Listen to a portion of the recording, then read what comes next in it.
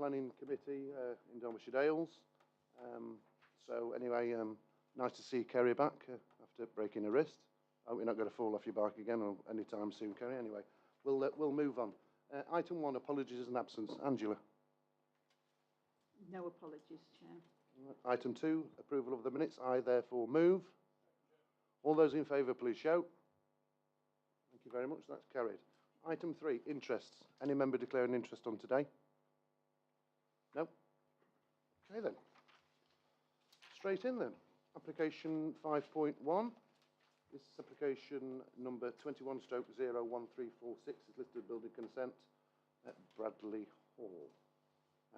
There is no speakers on it and there's no late representation, so I'll go straight over to the officer. Thank you. Thank you, Chair. Members will recall that this item was deferred at the last meeting on the basis that no decision was made on it.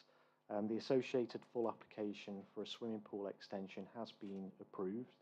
This application concerns the alterations, the internal and external alterations to the listed building.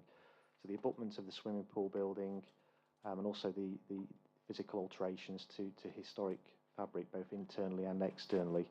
We've set out in the introduction section of this report the main areas for consideration. Happy to take questions at this stage. Okay, members, questions? No questions? In which case, then I'll move straight into debate. Councillor Lees. Yeah, thank you, Chair. As at the last meeting, I say we've got very much a lot of concerns over the swimming pool aspect of this affecting the fabric of the listed building. So, if possible, I'd like another recommendation for put on the conditions, another condition that a pre-construction method statement for the construction of this swimming pool is added to protect the fabric of the listed building. That's possible. Thanks, Chair. Thank you, Councillor Lees. I think that is a reasonable condition in this particular case. If you're specifically concerned about the impact of the works on the fabric of the listed building, so I think if it was specific in terms of those impacts, then it would be a reasonable condition. Okay, thank you. Councillor Purdy. Thank you, Chair. Well, I was one principal involved in moving for deferment on this, where some answers were required. I'm now satisfied with those answers, Chair. I understand the concerns of the Parish Council and the local ward member, Councillor Shirley, but I also have to take into account the statements from the applicant and his wife that it's for private use, this swimming pool, and that any breach of noise would be dealt with by our environmental services. So taking into account the fact that we're not dealing with the octave and so forth, I'm fully satisfied that the answers have been provided that we've sought and moving the officer's recommendations. Thank you very much, Councillor Purdy. Councillor Fitzherbert. Yeah, I'd like to second that, please. And I'd like to say, to echo what Councillor Purdy says there, you're not here about, we're here about the listed building aspect of this, and having granted the consent last time, and our heritage officer is happy. I'd like to second it. Thank you. Thank you very much, Councillor Fitzherbert. Councillor Allison. Thank you, Chair. I've read through the report. I've never been to see this place, so I can't comment on other aspects that have been listed here. But I can see the conditions that have been set out, and on that basis, if those conditions are adhered to, I'm happy to support it.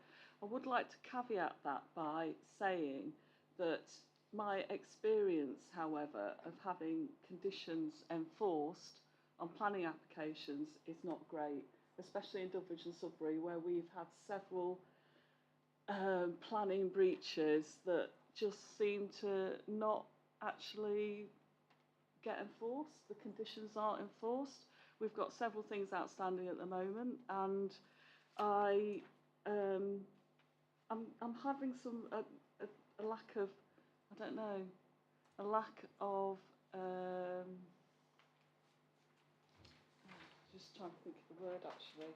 I don't have much faith. I've got a lack of faith, I suppose, in the ability for these conditions to be enforced. Thank you. Okay, I've got nobody else. Neil? Yes, thank you. I'm going to go my own way on this one. Although the planning application for the actual planning was good, I think there's a difference between planning and listing, and I still have a difficulty with the idea of turning an orangery and how an orangery is part of, you know, like part of a hall. It's part of what they used to be. It's part of the heritage. And turning that into a swimming pool, it still doesn't sit well with me. So I'm not going to be supporting this, even though it's, you know, like we don't really have a good reason. It just doesn't feel like it's honouring the heritage to me. Thank you. Okay, thank you very much. The last on my list before I go to the vote is Councillor O'Brien. Thank you, Chair. Well, I voted against this application at the last meeting, and I will vote against it at this meeting. Say at the outset, I do firmly believe that the hot tubs and their associated pergolas in the grounds of the listed buildings, in my opinion, would require listed building consent, because I fail to see how it can be argued that such structures near to 3 listed structures, that's the hall, the stable black on the wall, how it can be argued that they don't affect the 3 listed buildings. So I do disagree with the officer's view that they don't require listed building consent. For listed buildings, the essence is to maintain the integrity of a listed building, and one of the issues with alterations, incremental alterations, is each one, when you look at it on its own, you could argue has very little effect. But when you add a series of incremental alterations together over a period of time, you do very much change the character of a building. And I think this is what's happening in the case of Bradley Hall. The 2 elements I find I can't support. The first relates to the changes to the window openings. If you look at the photograph on the screen there, this is the stable block. Clearly, those 2 window openings there were originally doors, probably oak-boarded doors, and to change them as to the proposal to fully glazed openings, I think takes away from the original character of the building. So I think that element is inappropriate. And others have said, the other element is the swimming pool extension. And I just think the scale and design of that is inappropriate to the character of Bradley Hall. Okay, thank you very much. So it's been moved and seconded for approval, subject to conditions and the additional condition from Councillor Lees. All those in favour, please shout. All those against? And any abstentions? So it's been carried, so it's been approved with conditions. Thank you very much, members. Moving on to item 5.2, there's a bit of late reps on that, so if you want to read through that first, then we'll get on with the speakers.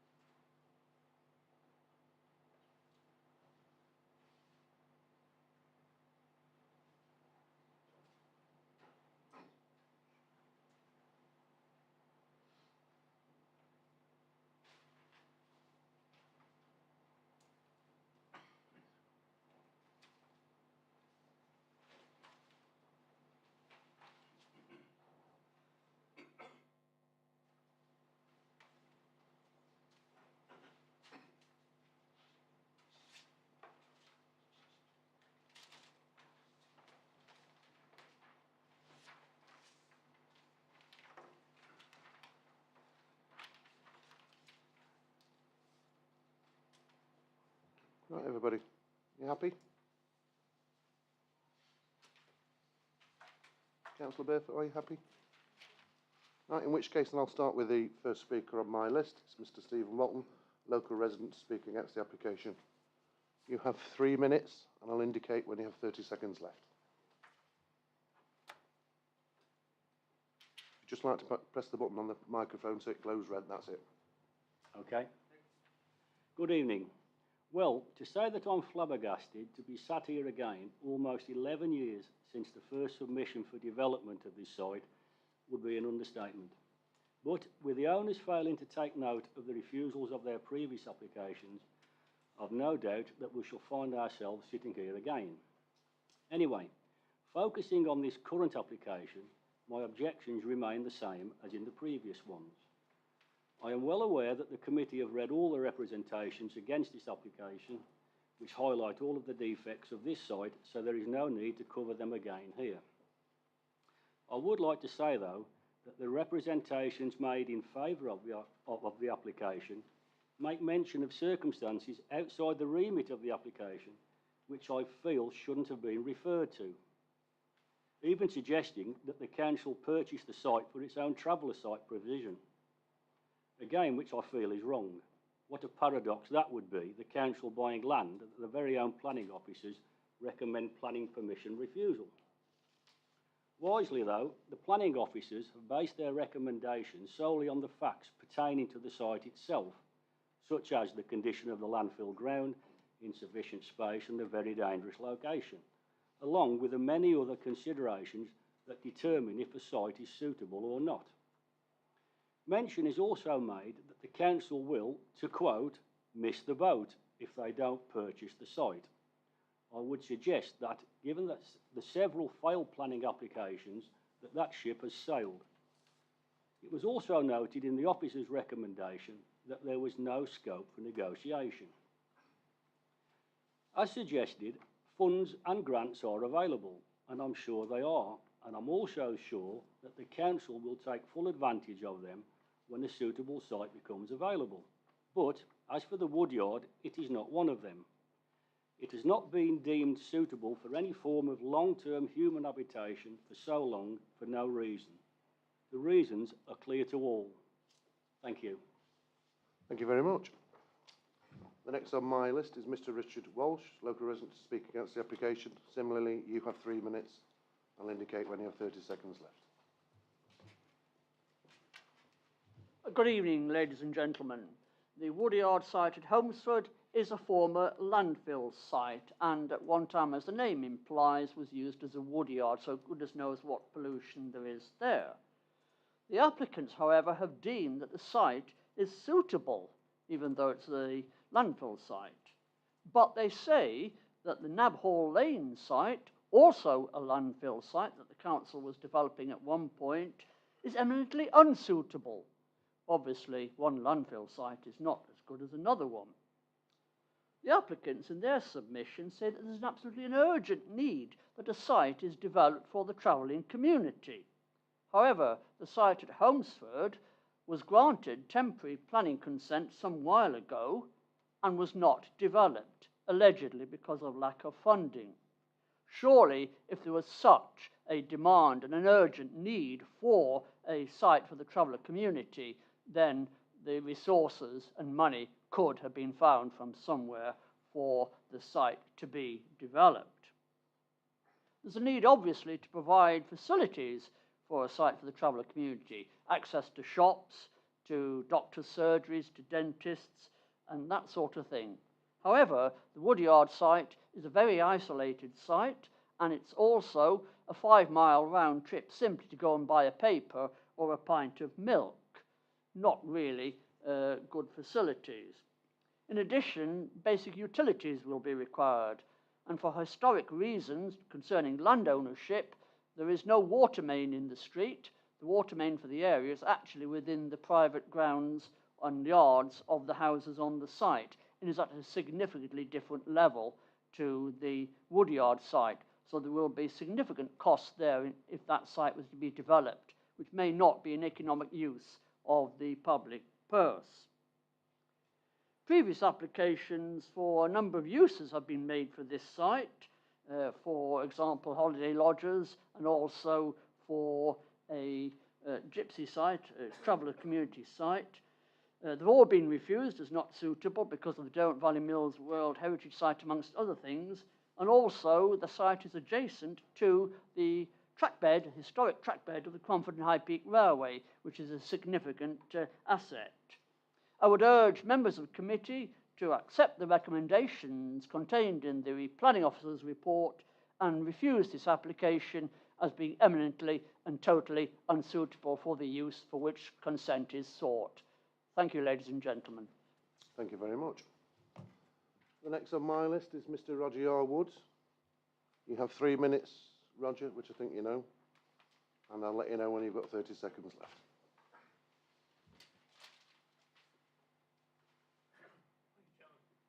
Can you just put your microphone on, please, Roger? I shall certainly need it with my voice as it is. Well, finding traveller sites is a nightmare.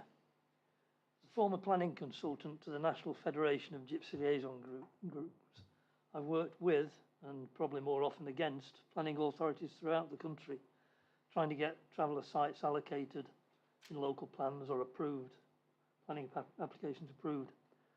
Most planning authorities struggle to meet their assessed need, but Derbyshire Dales are having a worse time than most. I was trying to find a traveller site when I was head of planning here over 20 years ago. Here you have a golden opportunity to solve this ages-old problem. This is a really good site. A lot has been said about the conflict with a previous appeal decision. I don't think you should be swayed by that argument. That decision was made before the adoption of the current local plan, and when the appeal inspector was persuaded that the council was about to allocate a traveller site elsewhere. So the circumstances were entirely different then.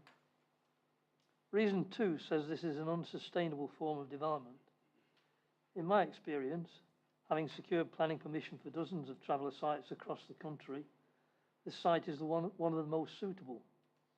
Any proposed traveller site within 3 kilometres of a settlement with a reasonable range of community facilities, particularly if it's on a bus route and has a level footpath link, will generally, on appeal, be regarded as sustainable if there's an unmet need for sites. So to refuse this application as being unsustainable just doesn't stack up.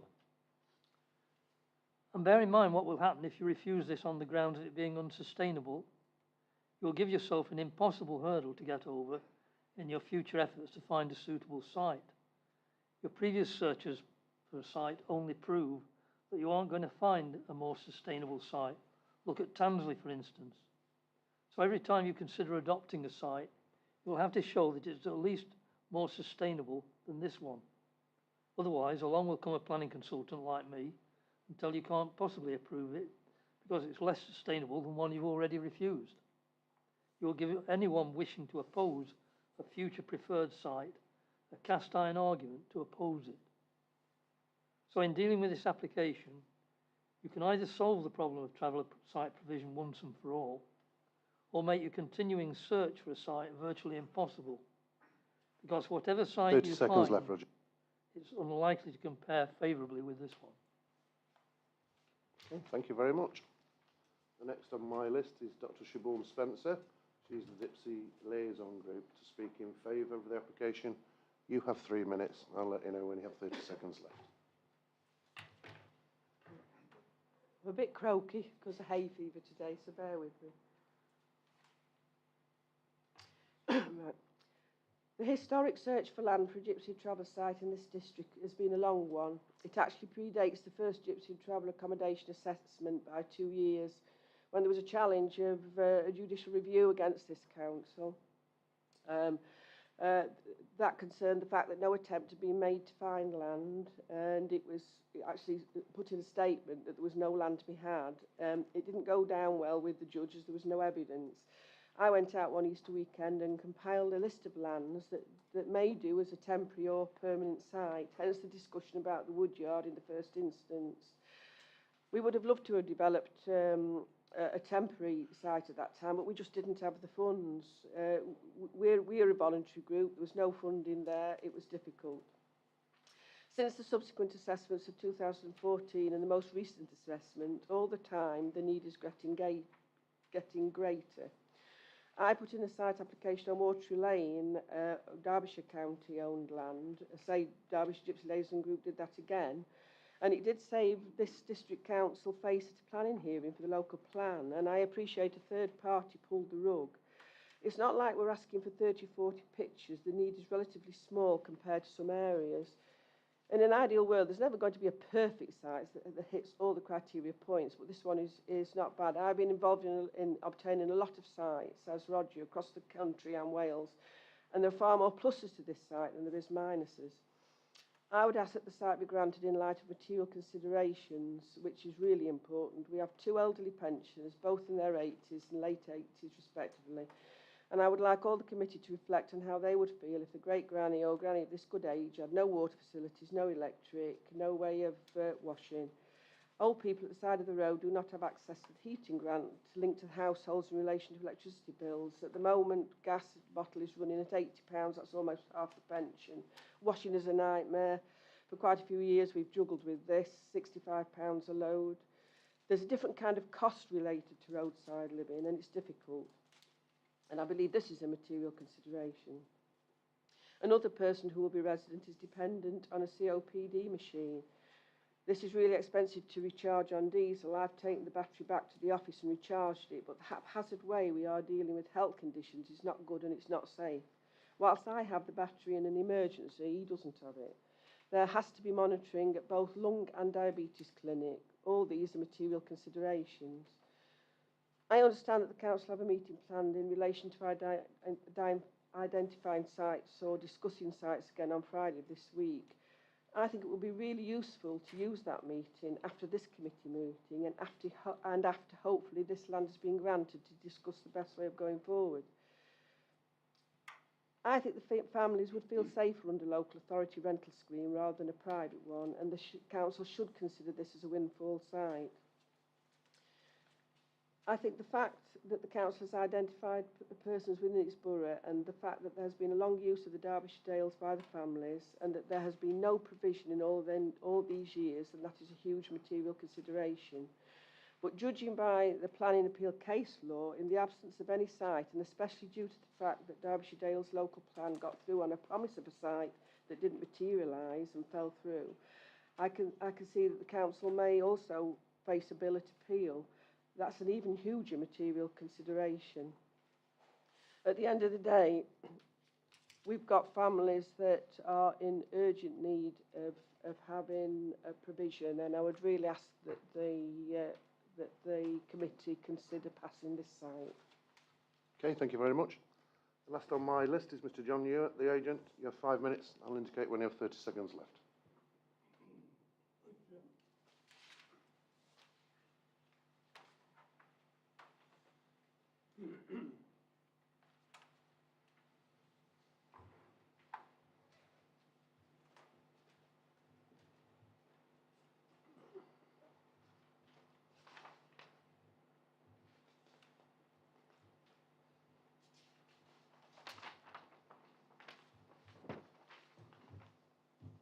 Sorry for the delay. Ready, thank you. Thank you. We spoke last Friday with Chris at some length. He's new to the Woodyard case. It's been running for over 10 years to my knowledge, and I hear even longer. It's very complex. So this is my case as advisor to the owners and for the travellers. The history is that in 2014, Derbyshire Dales Corporate Committee resolved to adopt the Woodyard as its preferred site of 16 as a permanent site for travellers. The committee decided to adopt the Woodyard on a majority vote, the Democratic Act.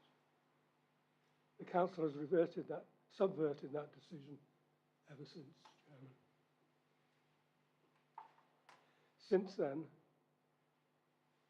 after that, an application was made for 3 temporary pitches for 3 years, which is still valid as we sit here today. That approval breached the resolutions, the need, the policy, and it is financially unviable. Since then, the council has pursued 4 sites at Roseley, Watery Lane, Ashbourne, Clifton and Tansley. All have failed. There is a case on the books that your planning officers will be aware of at Aberdeen, where that council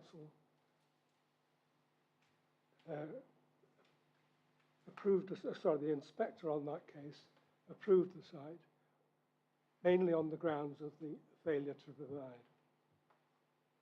The next issue is the World Heritage Site, which is often given great weight. WHS have agreed the existence of uncontrolled use classes B1 and B8 and an ugly shed. They agreed that that fact demanded a new use, and the WHS recommended ecotourism, some lodges. So the council's choice today is between lodges and travellers. Given Aberdeen and the desperate plight of the travellers, I believe that they should prevail over tourism. Sustainability. Traveller sites are almost always in the countryside.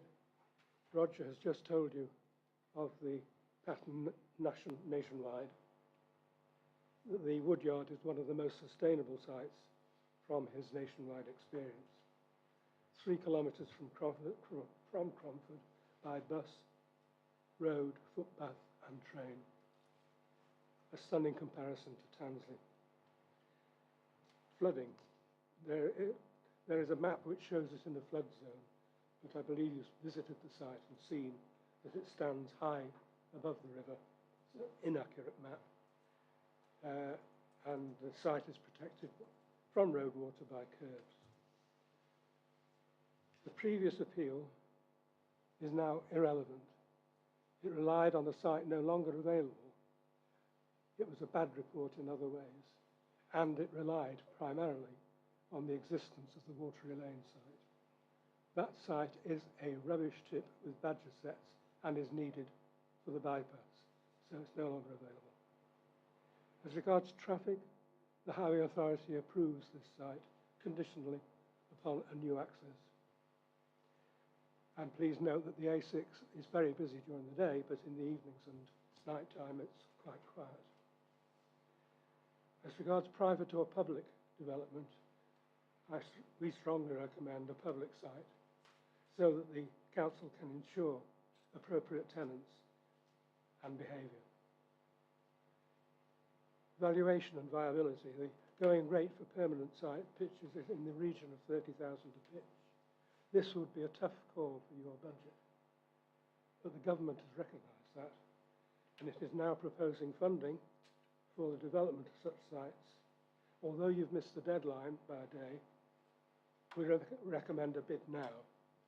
We know that 30 seconds left. Sorry? Thank you. We know the scheme will be extended, and by applying now, you would join the queue. The costs of inaction.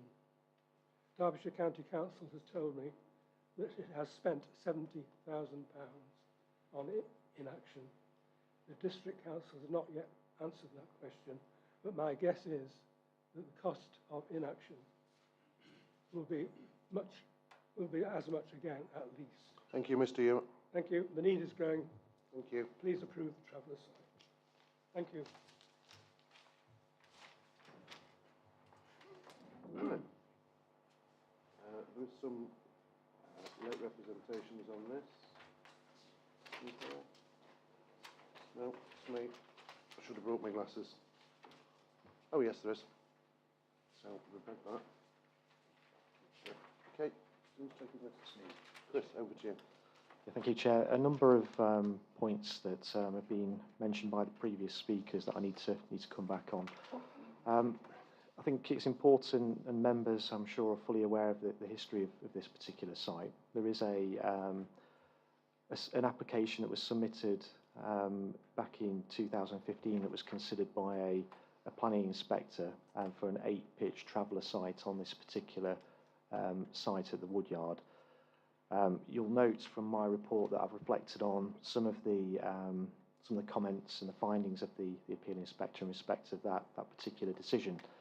At that time, the planning policy for traveller sites was the 2015 guidance, which is referred to in the 2021 National Planning Policy Framework, and the framework does direct local authorities to that same guidance.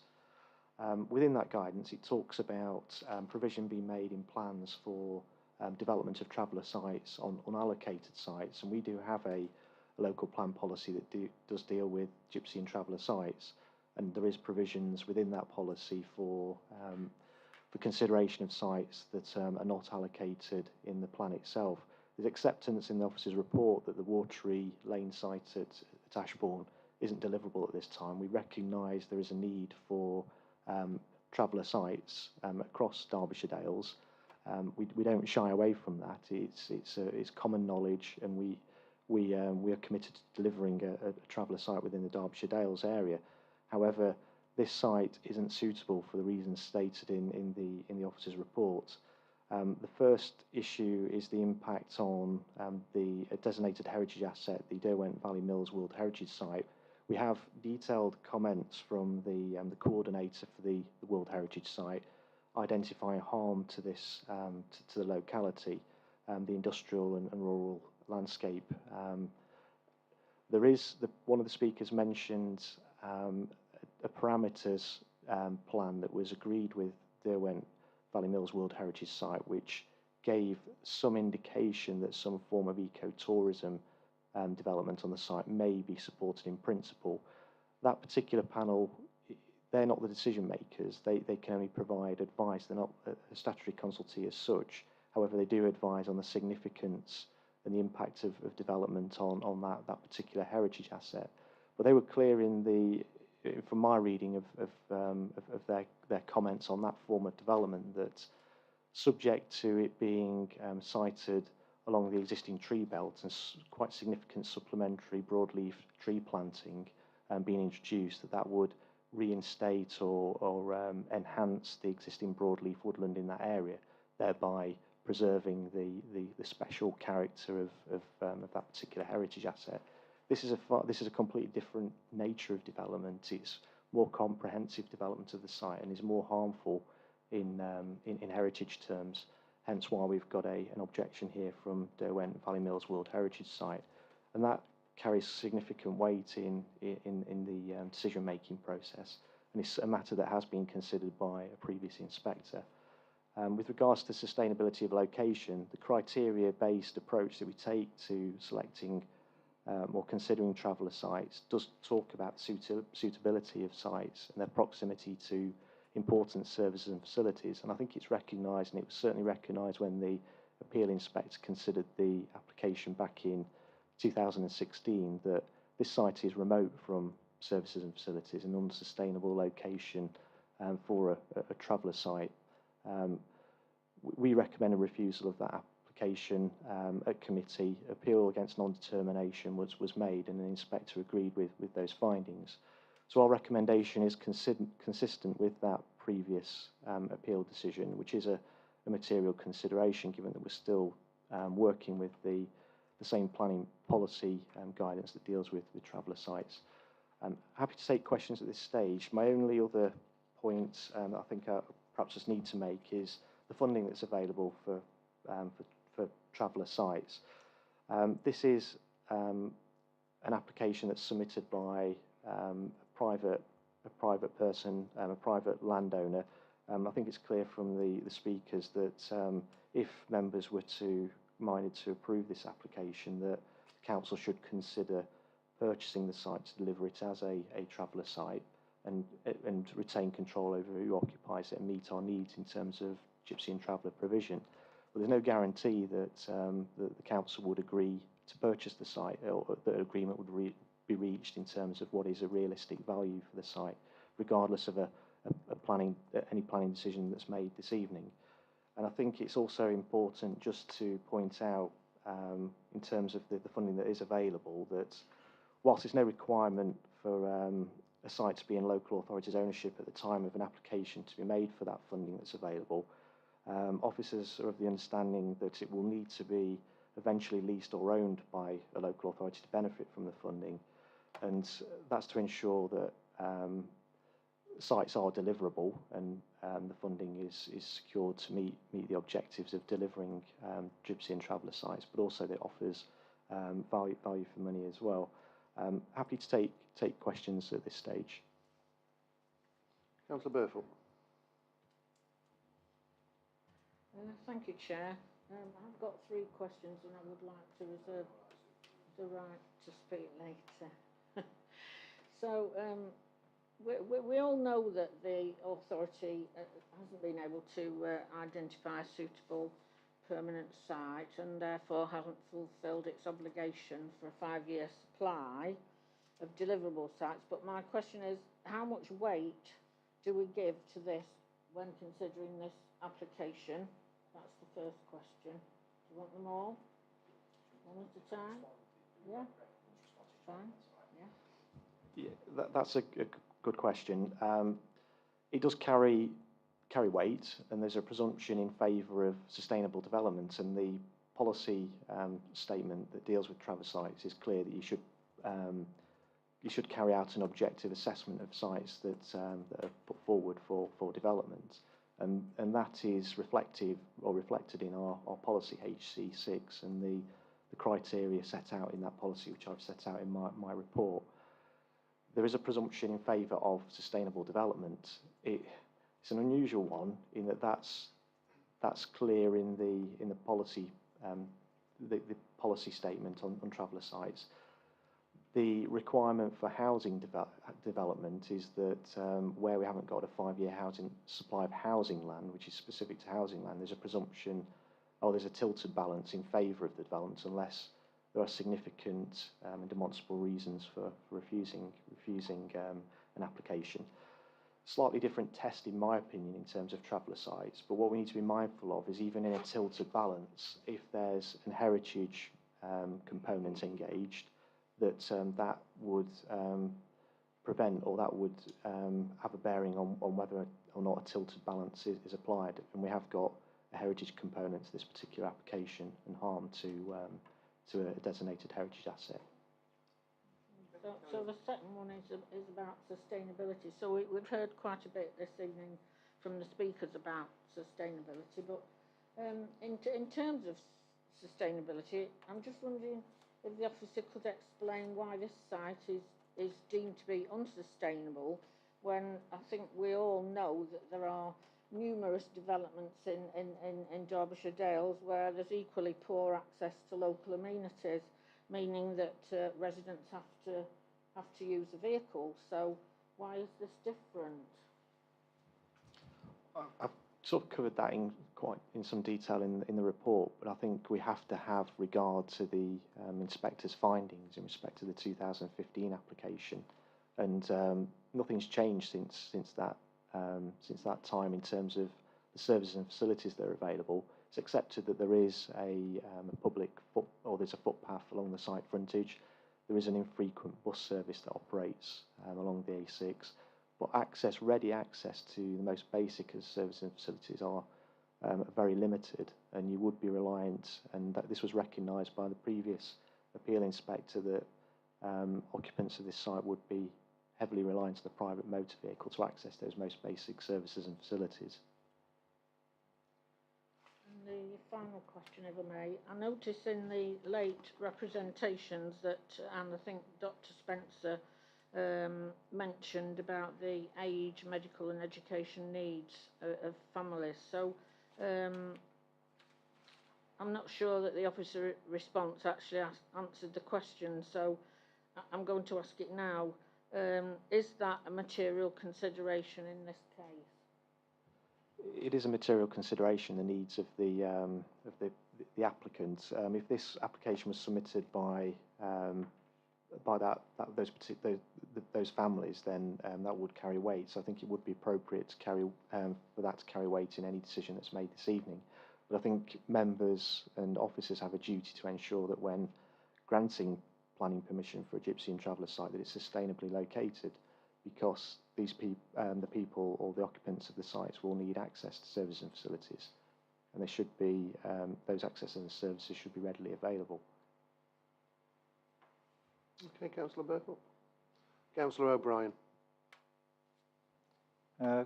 Chris, can you confirm that last year, in fact July 2021, the council took a decision to identify a site or sites for gypsies and travellers within the Dales as part of the local plan review, and that given that the review is to be published, or the draft reviewed plan is to be published in 2023, that draft plan will contain proposals for travellers site or sites. And I can't confirm whether or not that's the case. I've just assessed this application on its planning merits. I'm not involved in the review of the local plan and what that means or what was agreed at committees outside of this planning committee. Okay, Councillor Buttle. Thank you. This is slightly more philosophical, I suppose. Because I'm a councillor and for Derbyshire Dales District Council, I want to meet our statutory obligation to provide a travel site. And yet, as a person on the planning committee, I want to honour the decisions of our officers. Now, I think there's a certain amount of conflict in that. I was wondering if there's anyone could give me some advice on which one I should put first.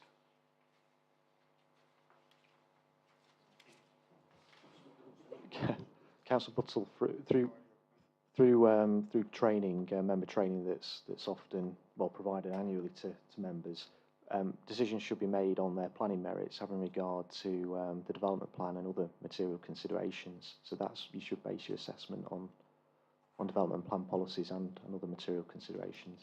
So to be clear, the council's position in not being able to provide a traveller site is not a material consideration. Yes, and that's reflected in the report. So there's a presumption in favour of sustainable development, and we sort of recognise that we haven't got, we haven't made provision for gypsies and travellers, and that is a failing, and that's recognised. That carries weight in the balance, but there are other significant issues in this particular case that warrants a recommendation of refusal. So I can use it. It carries weight in a balance. If I feel that it's more important, I'm allowed to do that. It's not. I'm not going against planning policy to choose to support a traveller site at the Woodyard, even though you're not recommending it. There's a presumption in favour of sustainable development, so you need to be satisfied that the development that's applied for is sustainable in the round. Great, thank you. I've got that absolutely clear. Viability. How many sites do we need to have to make this a viable concern if we're going to be investing money on it? Do we expect to make a profit on it? I can't comment on that. It's not a site that the council are considering purchasing at this time. It's an application that's been put to us by a landowner, and we're not party to those discussions, unfortunately. Great, and then my final concern.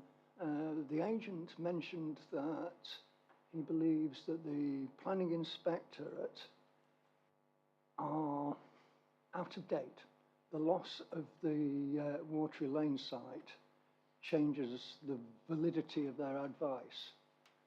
Would you say that's true? I disagree with that to some degree, because the decision that was made back in 2016 had regard to the same planning policy for traveller sites that we're still using now. And I'd go further in that the inspector gave weight to the council not having provision for a traveller site at that time. So they gave that appropriate weight, in my view, in their decision making, and ultimately dismissing the appeal against non-determination. And I know I said that was the last one. I've got one more. Would you expect a full planning application to only have that much detail on it? I think it's sufficient for the consideration of the application. If members were minded to approve it, there'd need to be, I'd suggest, a number of conditions to control any associated development, occupancy of the pitches, various other things, landscaping of the site. It is scant on detail, but it's sufficient in terms of us being able to assess the development proposal that's before us. And final question, honest. Do we have the right to, or do we have the ability to grant an outline planning permission, waiting for them to put in a full account of what it is they're going to do with details all over the place? No, we can't change the nature of the application. It's presented in full to us, and we have the ability to control those details by condition if necessary. Honest, thanks very much. Okay, thank you very much, Councillor Butler. I'll move into debate. Councillor Purdy. Thank you, Chair. Well, having heard what Mr Yarwood just said, I really wish you'd solved this 20 years ago, Roger. We'd all be much better off, I personally. I'm sorry we can't approve this for a number of reasons, and it does pain me to say that because Dr Spencer knows that I've spoken to the families and dearly wish that we could find a site for them.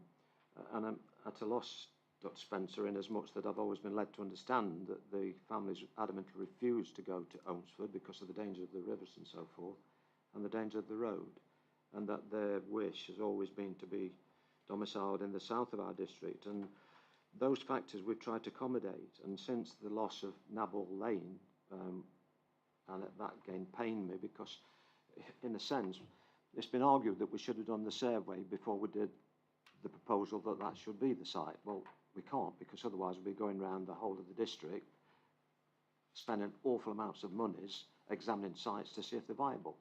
So I would argue that this is the same case here. It's not in our ownership. I don't envisage that we could have a suitable lease or control over it. And as an authority, we would have to have control of our own permanent site, not leased or rented through some other third party. That would be, I think, arguably, probably even illegal. I'd have to go back to the traveller's legislation, but I'm fairly sure that we would need to have control and ownership of that. There's no difference here to what's gone before, and like Mr Spence, I was quite, Mr Stephen Walton said, I was quite surprised when I saw it come back on, although Mr Yarwood has, to his credit, been quite persistent in this pursuit. I think that we have to go by expertise, and I'm aiming at Councillor Butler here. And the fact is that a government inspector in 2015 declared his decision, and I see no difference to that now. And so I would only add, Chair, that we're still vigorously seeking land. We do have a slight window open. I'm not going to name where, because obviously you'll get all the opposition cries coming out, but we are still vigorously pursuing a traveller site and will continue to do so. And I will give it my best energies as I can. I know the officers will. But no, this is not the right site. It really isn't. I've heard that travellers themselves didn't want to go there, and that they prefer to be in the south of the area. And therefore, there are a number of factors that need to come together, as difficult as it is, to find the right site. I would argue, Chair, this is not the right site, especially as it's in a UNESCO World Heritage listed area. So I go with officers' recommendations for refusal. To move it, yeah. Councillor Fitzherbert. Thank you very much, Chairman. Of course, this is incredibly difficult for those of us who went on the site visit yesterday, and I'd passed it before, but I never visited it. We didn't look at it as the site was.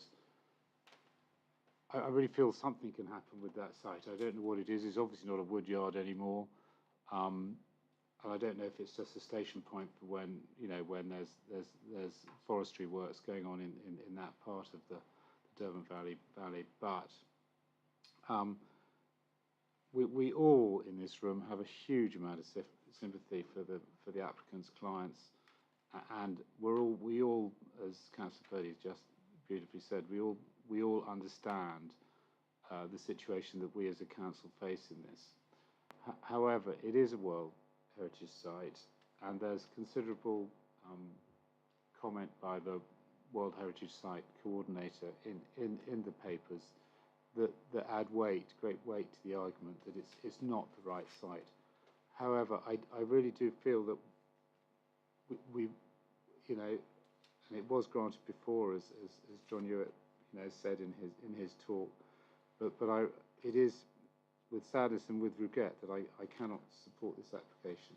So I will second the motion that Councillor Purdy has put with regret. Thank you. Thank you very much, Councillor Fitzherbert. Councillor O'Brien. Thank you, Chair. I'm sure we all agree it's absolutely essential to consider the merits of this proposal and not be unduly influenced by issues relating to our search as a council for our Egyptian traveller site. And to answer my own question to Chris, that search is now included in the review of the local plan and will be reporting in 2023 with one or more sites.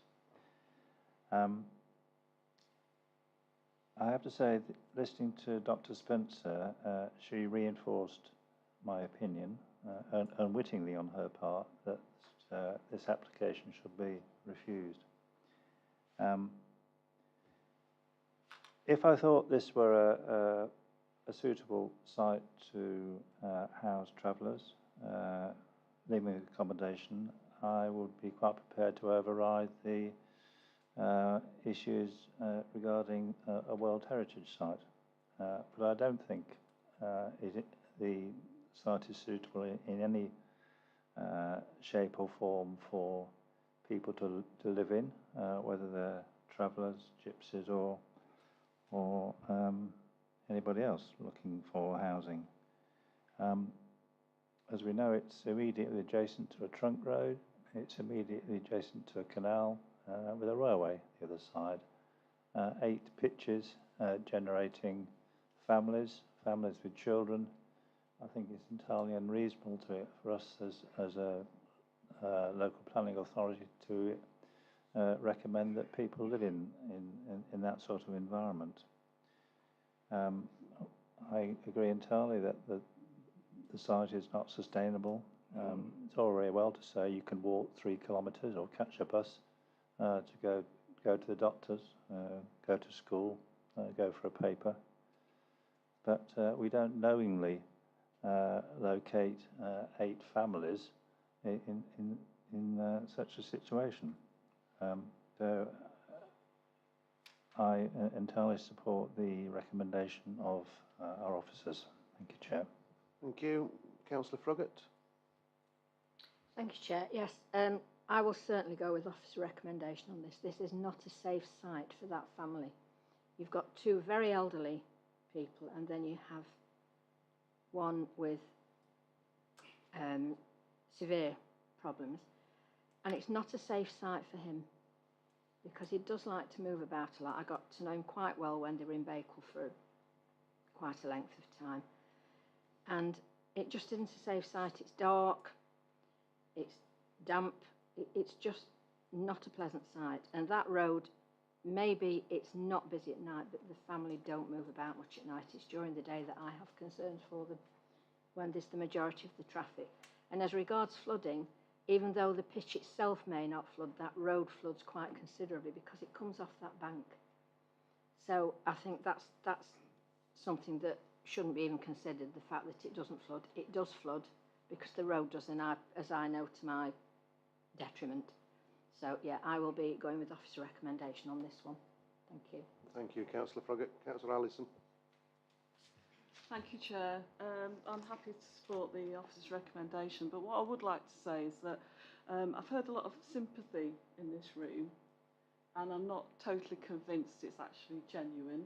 It wasn't so long ago that there were councillors in Ashbourne who refused to let the family have their caravans temporarily sited on an overflow car park when they were in need, and with the preference being that they would go to a burial ground in Duffridge, which they've been on before and been evicted from. So I'm not convinced that I'm afraid, Councillor Allison, this is not exactly the real actually, forum for so this. sympathetic. I'm sorry. Yes, it is. No, it actually. is not. We're talking about a planning application. Okay? Thank you very much. I've got nobody else down on my list, so it's been moved and seconded. The officer's recommended that the application be refused. So all in favour, please shout.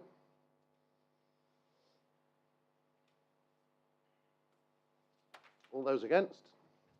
And any abstentions? So it's been carried, it's been refused.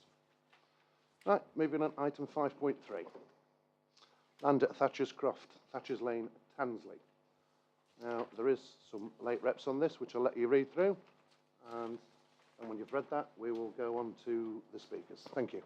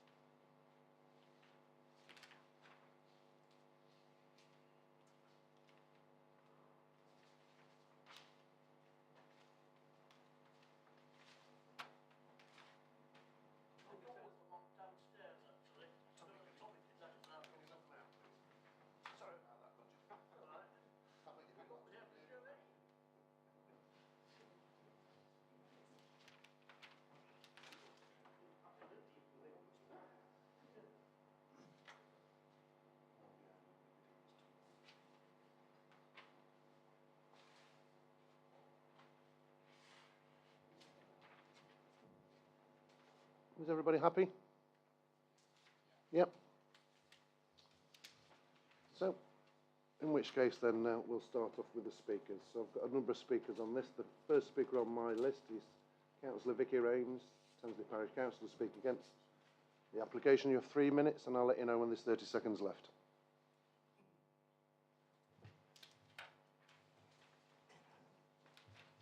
Good evening, everybody. Tansey Parish Council object to the application before you. The officer's report fails to mention the culvert running from the adjacent land into the application site. There's no assessment related to this, or the fact development should not take place within 3 metres. There's no indication of the management of the SUDs. DDC do not adopt them. There's no update related to the agricultural report assessment. The officer's report fails to inform us what tenure of the new internal streets will be. Are they to be built to adoptable standard? Will there be street lights? And who will maintain them?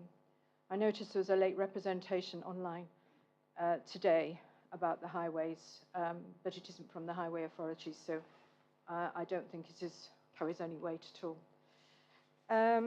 Statutory compliance is required for all new builds. Related to turning of fire engines, the new cul-de-sac is not compliant. This situation is compounded by poor planning related to the fact that 4 properties' driveways access the top of the meagre turning head. The 106 contribution for education has been drastically reduced, which is contrary to DDC's request. Have our elected councillors had sight of a viability assessment related to this site? Because if the site is not viable financially, it's not sustainable. It would appear there is also a recommendation at 8.1 that payment towards affordable housing will be accepted should an RSL not be identified to take up the post on-site affordable housing. So there's wiggle room to evade providing affordable homes, and one seriously questions the ability of this authority to ensure 106 monies are paid, going on past experience related to Tansley. Tansley Parish Council voted in favour of the outline plan 16000134 out to provide 19 homes at this site. This application was delegated March 2020, approved to include a 106. This application provides the correct number of affordable homes, has an access road which provides safe manoeuvring for HGVs, and therefore a safer environment for your future residents. It provides the green corridor, which was advised by a government inspector, and most importantly, there's no access onto the single track road Thatcher's Lane. This live application is favoured by the Parish Council, and will ensure the district are able to use this site to fulfil its local plan allocation. So we're not saying no to building, we're saying no to poor planning. You have 30 seconds left. And a lack of required background papers. To approve this application, you are knowingly ignoring statutory consultees and legal compliance, and setting a very dangerous precedent for all future planning. As a parish council, we would prefer to work with you than against you. Thank you. Thank you very much. The next on my list is Councillor Ian Strange, Tansey Parish Council, to speak against the application. You have 3 minutes, and similarly, I'll let you know when there's 30 seconds left.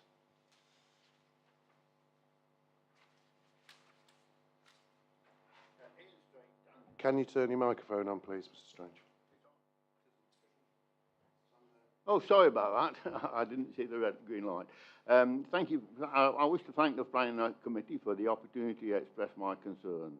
As the Planning Department know, after numerous letters from the Parish Council, a third of Thatcher's Lane, the public highway at the full length of the new footpath, including where the bus stop is on the A615, where all the school children get on the bus, is still in private ownership of the developer.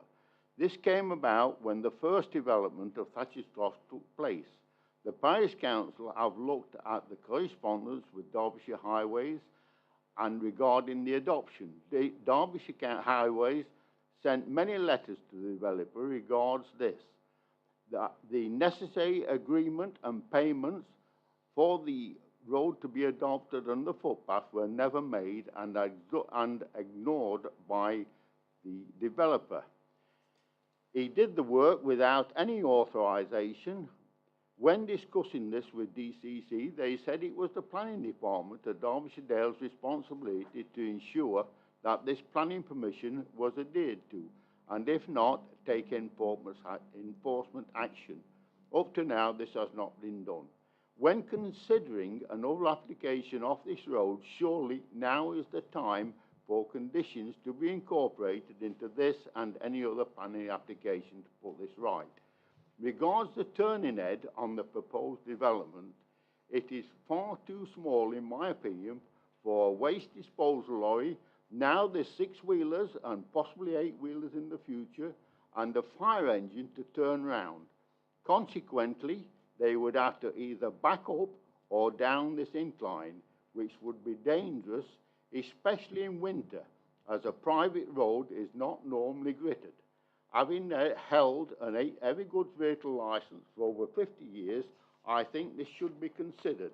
With reference to the vehicle entrances onto the single carriageway of Thatcher's Lane, where walkers, horse riders and children use this regularly, I'm surprised that the planning department have not taken the expert recommendations of the highway department that no access should be allowed onto this narrow road for safety reasons.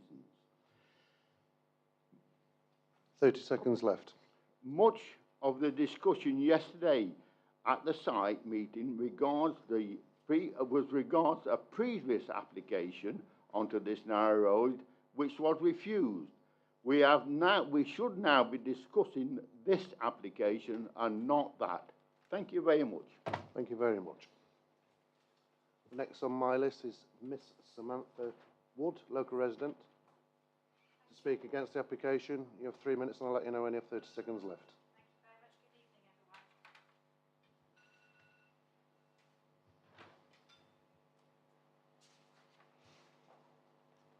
As a resident of Thatcher's Lane opposing this application, I question the credibility of the planning officer's report, which has unanswered questions, missing information and is seriously flawed. Is it common practice to completely ignore statutory experts such as the Highways Authority, who have refused this application outright due to significant safety concerns? Living on Thatcher's Lane, opposite the site, we experience day in, day out the restrictions of a single narrow lane. No lighting, no footpaths, no pull-ins, poor visibility. We've witnessed conflict on this lane and experienced several near misses with other lane users. Thatcher's Lane and Access Road Thatcher's Croft are completely unsuitable to safely cater for any additional vehicle or pedestrian traffic. Restricted access signs and warnings of children playing positioned at the very top of the lane have not stopped vehicles driving too fast. They have not stopped large vehicles coming down the lane causing obstruction, causing damage to properties or even swerving into private property to avoid incidents. So I ask, what level of risk are you prepared to accept when highways have said no? Is a vehicle collision acceptable? What about property damage or maybe serious injury or even death? There is also not an informal footpath running across the site, just a local resident who is occasionally across the land through a gap in the wall. Additionally, lack of local resident parking has always been an issue, which will become a major issue with the continuation of this development. The plan shows 3 entrances onto Thatcher's Lane. It also indicates an additional 2 dwellings on Thatcher's Lane with hard standing in the rear gardens directly behind the wall. I strongly suspect the next stage of this planning application will be for these 2 dwelling entrances onto the lane, given a total of 5, and that is not acceptable. By agreeing to Thatcher's Lane dwelling access points, you are not only putting the safety of lane users at risk, but you're also giving the green light for more entrances being added on at a later point. There is no mention within the report of the culvert running under Thatcher's Lane onto the site. There would be significant increase in flooding risk to resident properties should there be damage to the culvert, which is probable in the plan's current form. I dispute the credibility of the tree consultation quoted in the report. It's totally inaccurate. Pollarding does not reduce the root area. It forces regrowth of a new crown. This tree is not dead. It is very clearly alive with a new crown starting to flourish. 30 seconds left. The root protection area of this TPO tree should be 12.6, not 3.5 metres as in the report. The 2016 planning application, in our view, is more favourable option as it addresses a lot of these significant concerns, including retention of the historic Green Wildlife Corridor. Thank you very much for your time. Thank you very much. The next on my list is Mr. Geoffrey Prentice, local resident, to speak against the application. You have 3 minutes, and similarly, I'll let you know when there's 30 seconds left. Good evening. I'm Jeff Prentice. My wife and I live at Orchard House, Thatcher's Lane. The southern boundary to our property is Thatcher's Lane. Our western boundary is West Yard. On a personal level, we strongly oppose the application. Buildings would be closer to us than previously planned, and Thatcher's Lane would much be more heavily used. But what's the bigger picture? Historically, there have been 3 accepted red lines redeveloping West Yard. 1, Recognising the inherent dangers improving new housing to the south of the A615, any such development should be extremely limited in size. 2. An ancient corridor through any development would be maintained. The corridor encompasses the play area, land to the southeast of the Thatcher's Court flats and to the west of Orchard House. This policy has been endorsed by a government inspector. 3. Thatcher's Lane is not a suitable access route. This application ignores those red lines. The application has 3 houses in the green corridor, 2 in the full section, 1 in the outline. Using the green corridor would mean that the open aspect is lost. The outline application has 3 houses with direct access onto Thatcher's Lane. There are already significant parking and movement issues on Thatcher's Croft and Thatcher's Lane. In the past, highways have had not many objections, but now, whilst highways have not highlighted the obvious danger of many more people crossings of the A65, they are very critical of the proposed use of Thatcher's Croft and Thatcher's Lane as entry points. Thatcher's Croft is a private road and has not been built to industry standards. It has not been adopted and it should not be used for access until upgraded and adopted. Thatcher's Lane is a single track, no pavement, no passing places, no lighting. Even if you improve the midsection, it still has a pinch point in front of the Thatcher's Lane cottages and a blind entrance onto Alders Lane. So where do we go from here? A previous application submitted in 2016 and approved by DDDC under delegation in March 2020 was for 19 homes. This plan did not utilise the green corridor or use access to and from Thatcher's Lane. No objection was raised by the parish council. The main downside to the plan was the overcrowding in the central area. Reducing the number of houses and including more bungalows is a step forward, but not by utilising the green corridor. Surely, building on 30 seconds left. Right, surely building on the positive of both applications, a final solution can be found. The only constraints being, the red lines mentioned previously must not be crossed. Thatcher's Croft roadway must be upgraded and adopted as the point of access. Thatcher's Croft Limited must have the financial strength to complete the project. Local businesses and ratepayers must not suffer again. I appeal to everyone to work together and bring to an end 30 years of debate. Thank you very much, Mr. Prentice. Thank you. Right, the next on my list is Miss Elaine Howard, local resident, to comment on the application. You have 3 minutes, and I'll let you know when there's 30 seconds left. Good evening. I'm the owner of Ash Tree Cottage, which borders the proposed development on which there is a protected ash tree.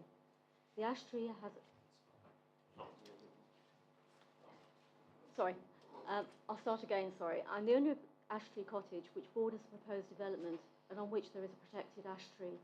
The ash tree has an ongoing and active tree preservation order that gives it protection under the Town and Country Planning Act. Its root protection area is determined by British Standards 5837, which under section 4.61 and Annex D gives a root protection area of 12.6 metres. It was pollarded in early 2020 to reduce the crown. Pollarding does not reduce the root area, it forces regrowth of the crown. Retaining a full root protection area is essential to maintaining the viability of a pollarded tree. And as I'm sure you will have noted from your site visit yesterday, there is now good crown regenerative growth. Despite what you may have been told, this tree is very much alive. Although requested, we have not been shown any tree assessment, and according to the report, the Planning Authority is still awaiting the arboricultural impact assessment requested from the developer in 2020.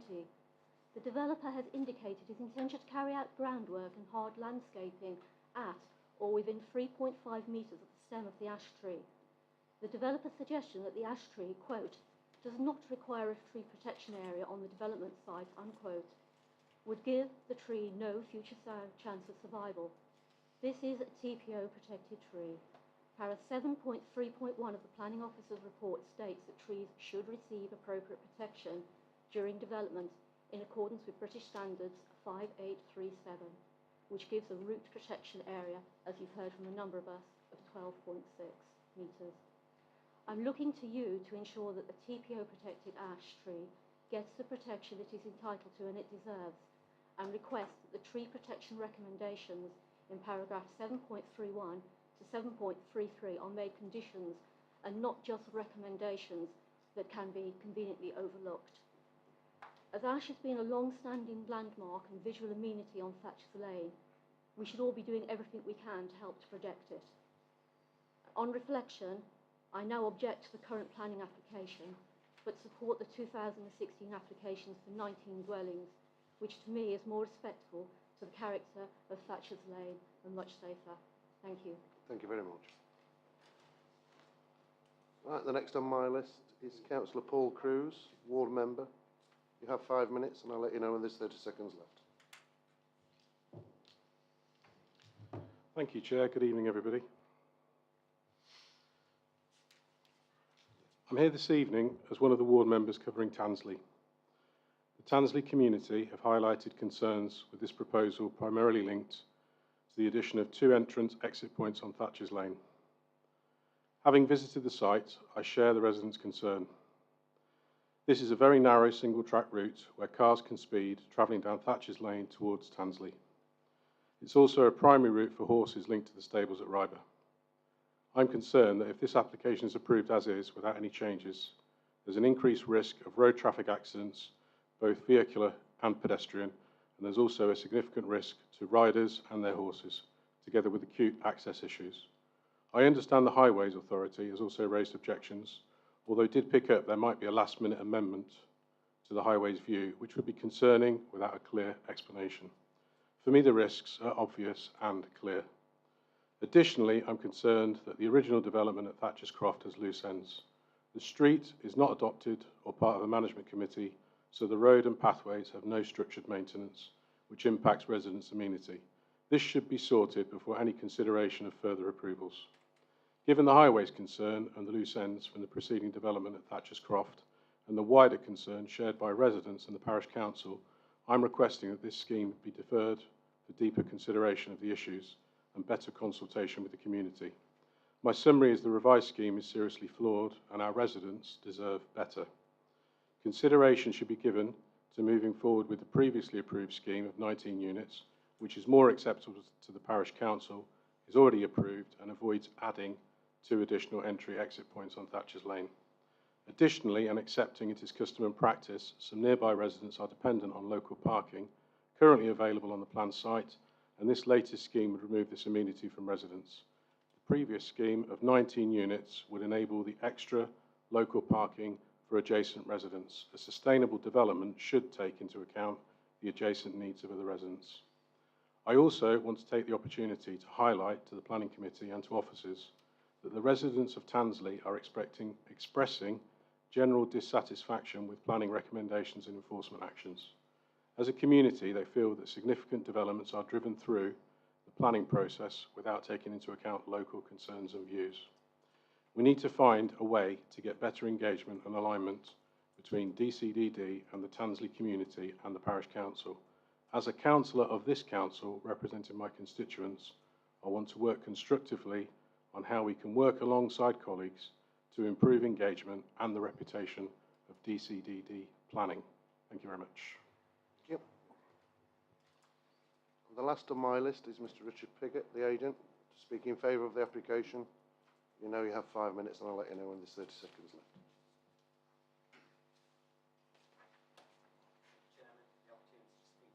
You'll have to turn your mic. That's it. I'll start again. Thank you, Chairman, for the opportunity to speak today. I commend the officer report for its detailed analysis of the proposal. Before making a few specific points, I would like to highlight some important factors. Firstly, the site is within the settlement boundary of Tansley and is designated for housing in the local plan.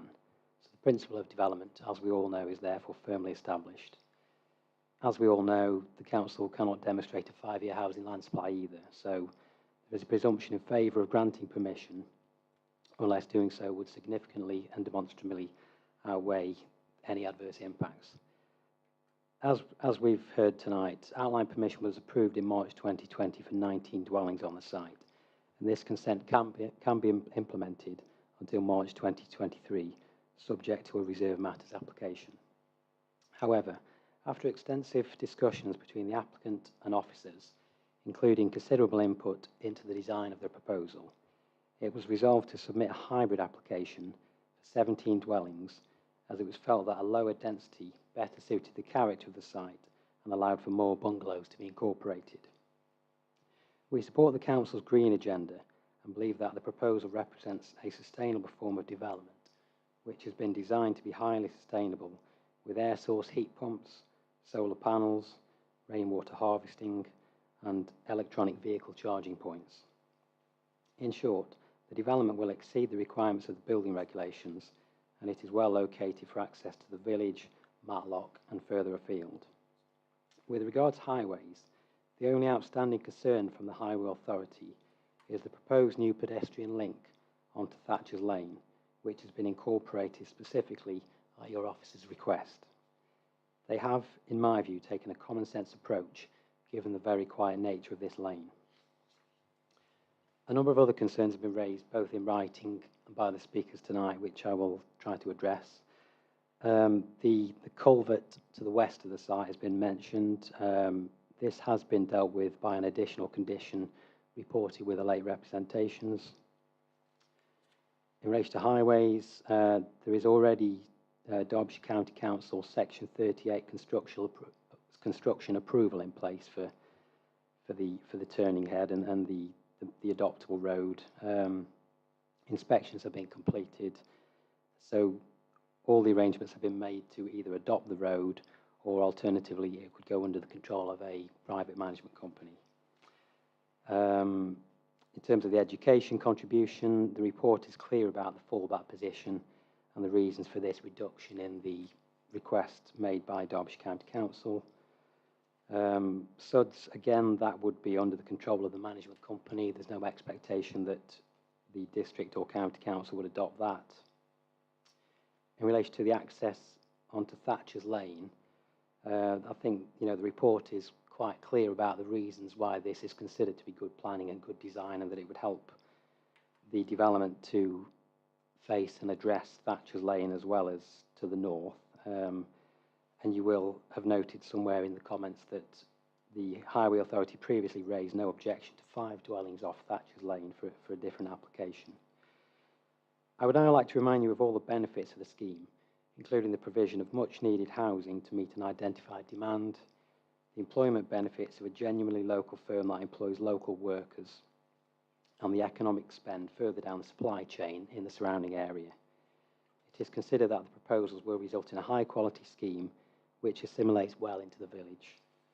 You are therefore invited to follow the advice of your officers and approve the application. Thank you for listening.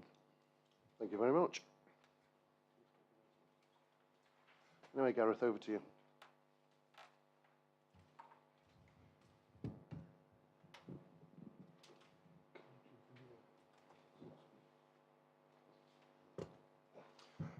Right, thank you, Chair. Before I go into details and discussing the points that have been raised, I hope members have read the late representations. We have been in dialogue with the lead local flood authority. They weren't aware of the culvert, they are aware now, but we asked them, did that have any implications for the development, and they said that it wouldn't, but that would be subject to conditions. They've provided us with those conditions and they are submitted in the late representations sheet. With regards to the recommendation, the provision for affordable housing, it wasn't noted in the recommendation that there will be a requirement for a financial contribution towards the provision of a 1.1 of a dwelling house. The site is provided with 4 affordable houses. There were discussions with regards to there being a 5th, and it was tabled that there would be potential for another flat, but it was determined that it would be more appropriate to provide 4 affordable houses and make a financial contribution to off-site provision.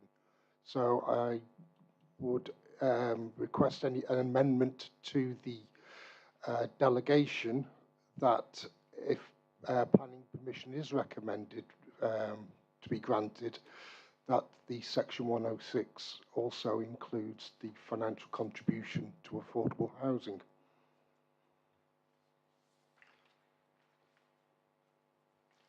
With regards to the character and appearance of the development and the highways issues, officers felt that the development should be able to to present itself to Thatcher's Lane, but we were aware that there were objections that came in from the local highway authority. However, it was raised with the highway authority that they didn't object to allowing 5 houses to be provided on the south side of Thatcher's Lane in a development that was put forward.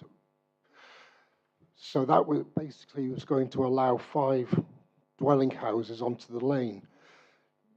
The local highway authority therefore considered their position on that, and on the basis that this scheme only proposed access for 3 dwellings onto Thatcher's Lane, they felt that there was no case for objection to the proposals on that basis. The Highway Authority, however, have maintained their objection to putting a pedestrian access through from Thatcher's Croft onto Thatcher's Lane. Again, officers felt that anyone wanting to walk into the open countryside, as they will do along Thatcher's Lane currently, this would just be an alternative access to allow people to do that. It's considered that the road is narrow, but nevertheless there are some areas that you can step into. You'll be able to step into the driveways that exist or are proposed, and it would be expected that if cars were coming down, that's what people would currently do. So from that point of view, we feel that by putting in the pedestrian access, it's not going to necessarily change the current situation for people walking along Thatcher's Lane. If that access was to be closed off or not provided, anyone wanting to use the lane would do so by going to the end of Thatcher's Croft, turning right, and then coming onto Thatcher's Lane in that direction.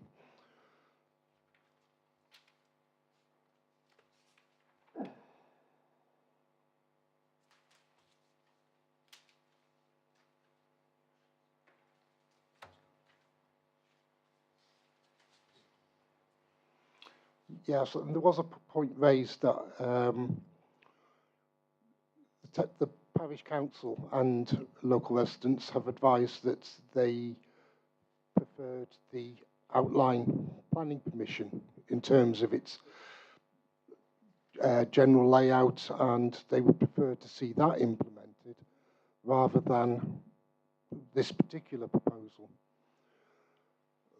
That application was it did submit indicative drawings, but all matters were reserved on that application, so the applicant wasn't bound by that permission to actually implement what was detailed indicatively on that plan.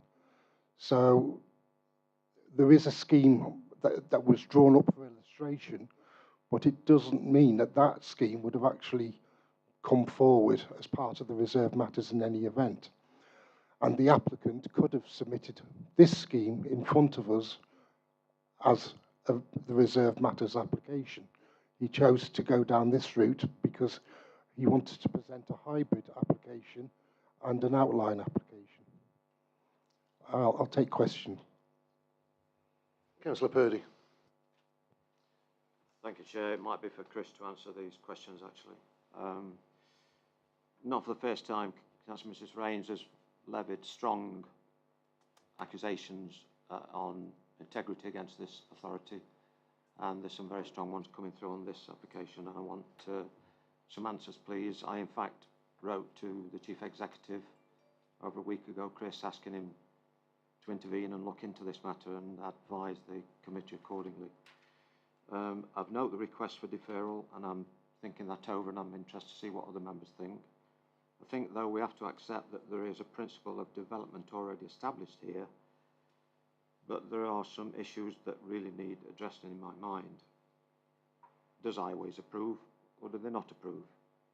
Sorry, but I'm confused.com. How does hybrid affect this committee's decision in relation to if the applicant had submitted an outline? What's the technical difference? We've heard about the TPO, we've heard about the culvert, and there seems to be some late movement of feet to admit they've now recognised a culvert and so forth. So I'm not sat here with much conviction, Chair, I'm sorry to say, on this, and I've got some doubts about it. So I would be interested to see if you've heard from the Chief Exec, Chris, and I would like some answers to what the speakers have raised, particularly with the attack upon the integrity of this authority. Yeah, thank you, Chair. As an authority, we do our best in terms of controlling developments that have received planning permission, and think of a number of cases where we have served breaches of condition notices, we've served enforcement notices. I say at a lot of committees that as an authority we do more than most Derbyshire authorities in terms of formal enforcement action that we take, but we do have to exercise some discretion in terms of when that action is taken. We have to apply tests, we have to be satisfied that it's in the public interest to pursue breaches of planning control, and planning practice guidance is very clear that we shouldn't be utilising the powers that we have to tackle very trivial breaches of planning control. I think we always have to apply that discretion where appropriate. We do our best, and we continue to do our best. I can sympathise with some of the comments, but I think I'm satisfied that we do what we can in terms of the resources we have to make sure that that conditions are adhered to when developments take place, and if breaches of planning control are identified, we investigate those relatively quickly and we take appropriate action. Action doesn't have to be formal enforcement action. Often it can be negotiations with developers. It can be, as in the case of another development in Tansley, an application to regularise works that have been carried out, and that is still action taken by the authority. We don't just sit back and ignore breaches of planning control. We do tackle them, and we do our best to ensure that they're dealt with in an appropriate manner in accordance with government guidance. In terms of this particular application, the Highway Authority have obviously expressed a view in respect of the application as submitted. As officers, we've taken a pragmatic view reflecting on vehicle flows and speeds along this section of Thatcher's Lane, but we've also had regard to a fairly recent planning application for development along the lane where we've had no objections from the Highway Authority. Again, national planning practice guidance is clear, and the NPPF is clear that particularly where there's a presumption in favour of sustainable development, highway impacts have to be severe for a local authority to be able to sustain a recommendation of refusal on such grounds. The local highway authority have obviously reflected on their comments, and having regard to the application just opposite this site, they've clearly come to the same view as officers that a recommendation of refusal on highway safety grounds in terms of access onto Thatcher's Lane to serve 3 dwellings couldn't be sustained at appeal. So I'm satisfied that officers were right in their recommendation on highway grounds in respect to this application, and that appears now to be supported by the engineers at the County Council. The culvert and the stuff that crosses the site, we're aware of that, and that isn't a barrier to development. And I think the lead local flood authority have confirmed that they're happy that the development can proceed with conditions. We're happy with this layout and the design of the dwellings on this particular site. We've worked hard with the applicants to come up with a form of development that will actually positively contribute to the environment and the constraints of this particular site. The indicative plan that was submitted with the outline application, we feel that this is a far superior layout in terms of positively addressing the countryside, its interface with the countryside, accessibility through the site. We feel that it's an appropriate form of development. It's an allocated site in the local plan. It's within that allocation. It's an application for 17 dwellings. And I can't see personally any reason for deferment of this application. I think members have got all the information they need this evening to make a decision on this application. Okay. Councillor Burfoot. Well, thank you, Chair. Can I first of all say that I hope we all agree that we're here tonight to discuss the planning merits of this application and only that. I have got some questions and I'm going to come to the key question last, if that's okay. So the first question is about what's government guidance on the issue of preserving family gardens, i.e. building on backland, sometimes called garden grabbing? It's something that we don't have a specific policy in our plan, but it's an assessment of impact on character and appearance. I think I need to understand the context of the question really to be able to advise further on that. Is there a specific issue with this application that? Well, one of the dwellings is in the back garden of the property on Aldred Lane. Right. Okay. So the relationship then of the development with that existing property is a significant consideration. But we have to remember this is an allocated site in the plan. So there's an expectation that the site will come forward for development up to 19 dwellings. We need to be satisfied from a character and appearance perspective that the development responds positively to the environment, but also respects the amenity of the occupants of existing dwellings that sits adjacent to the application site. But that's an assessment for officers and members of this planning committee. So the next question is refers to the recommendation on page 45, which recommends if the application was to be approved, that it would be subject to the applicant entering into a section 106 legal agreement, etc., etc. Is it possible to condition any approval that we may give tonight, that these agreements are all put in place, signed, and financial contributions paid before any work is commenced? Yeah, this is a slightly tricky one. I don't think I answered actually Councillor Purdy's question about the application type that this is. It is a hybrid application, so part of it's applied for in full and the other applied for in outline. The application in its totality seeks comprehensive development of the site, and that involves more than 10 dwelling units. So there's a requirement to make developer contributions. If the development came forward for a development of less than 10 units, there wouldn't be a requirement to make developer contributions. So the first 5 dwellings applied for in full. If that was to come forward independently of the outline, then there wouldn't necessarily be a requirement to deliver any developer contributions. However, the application is a comprehensive one for 17 units. So I think we need to think carefully about the triggers for financial contributions. I'd say it'd be inappropriate to require full payment of the contributions at an early stage in the construction process, but I think we need to think about the triggers to ensure that delivery of those contributions certainly before occupation of perhaps 50% of the units or appropriate level. But that's a matter that we'll need to discuss with the developer. Just to be clear on the recommendation as well, Gareth's covered this, but Gareth, just to be clear, so the 4 affordable units to be delivered on site, that represents 25% provision. Our policy requires 30% provision. So what Gareth's saying is that in discussions with our housing team, they're comfortable with with, or they've requested 4 dwellings be delivered on this site as affordable dwellings.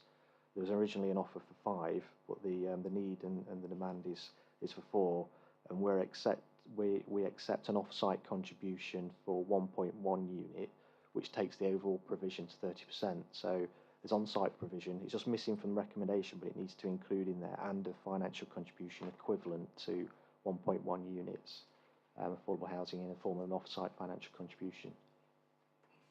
If I can come on to the big one, I'm utterly confused about what the view is of the Highway Authority at the County Council. So, are the Highway Authority at the County Council saying that there should be no entrances from Thatcher's Lane? Are they saying that? They're maintaining their objection to the pedestrian access onto Thatcher's Lane. But not. What's the position about the vehicular access? Well, officers' position on that is that a highway recommendation of refusal wouldn't be sustainable based on material considerations, and the Highway Authority appeared to have support that position in their revised comments to us. So we're saying that they've changed their minds. They've reflected on have they changed their minds then? Well, to be fair to them, they in their original comments, they may have just strictly applied standards, highway standards for what's required, on served developments of this nature. But they may not have commented on the sustainability of any reason for refusal, whereas they reflected on that, reflected on other material considerations in terms of development that's been allowed on the opposite side of Thatcher's Lane, in coming to the conclusion that that recommendation couldn't be sustained. So I do need to come back because I think this is really important. I think we absolutely need to be clear what we're saying, what the Derbyshire County Council Highways Authority are saying. What is their recommendation about having access from Thatcher's Lane to 3 properties? Are they saying yes or are they saying no? They're saying it's below standards, but they're not saying. They're saying that it's acceptable based on vehicle flows and speeds along this section of road. For an objection not to be, for them to be unable to sustain an objection on highway grounds. Chris, but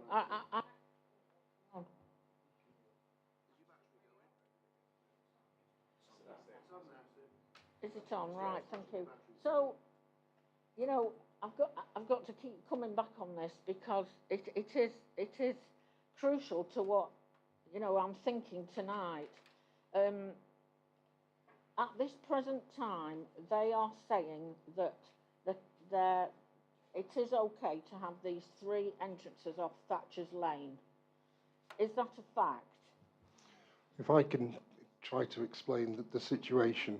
Basically, you have one access serving 2 properties and one dwelling house which is proposed near the bend where there were existing parking spaces set out there.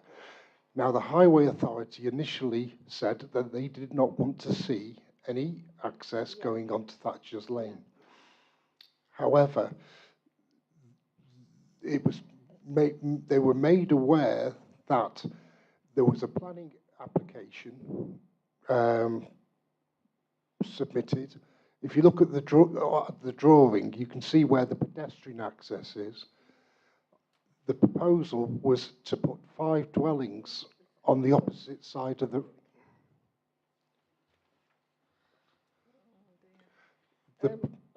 the proposal was to put 5 dwellings on the opposite side of the road.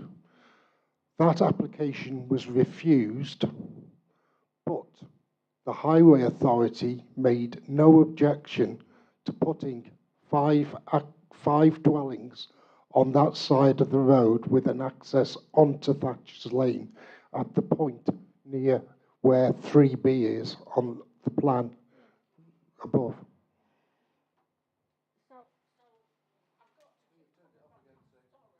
Got to keep coming back because this whole report was based on the fact we've read this report.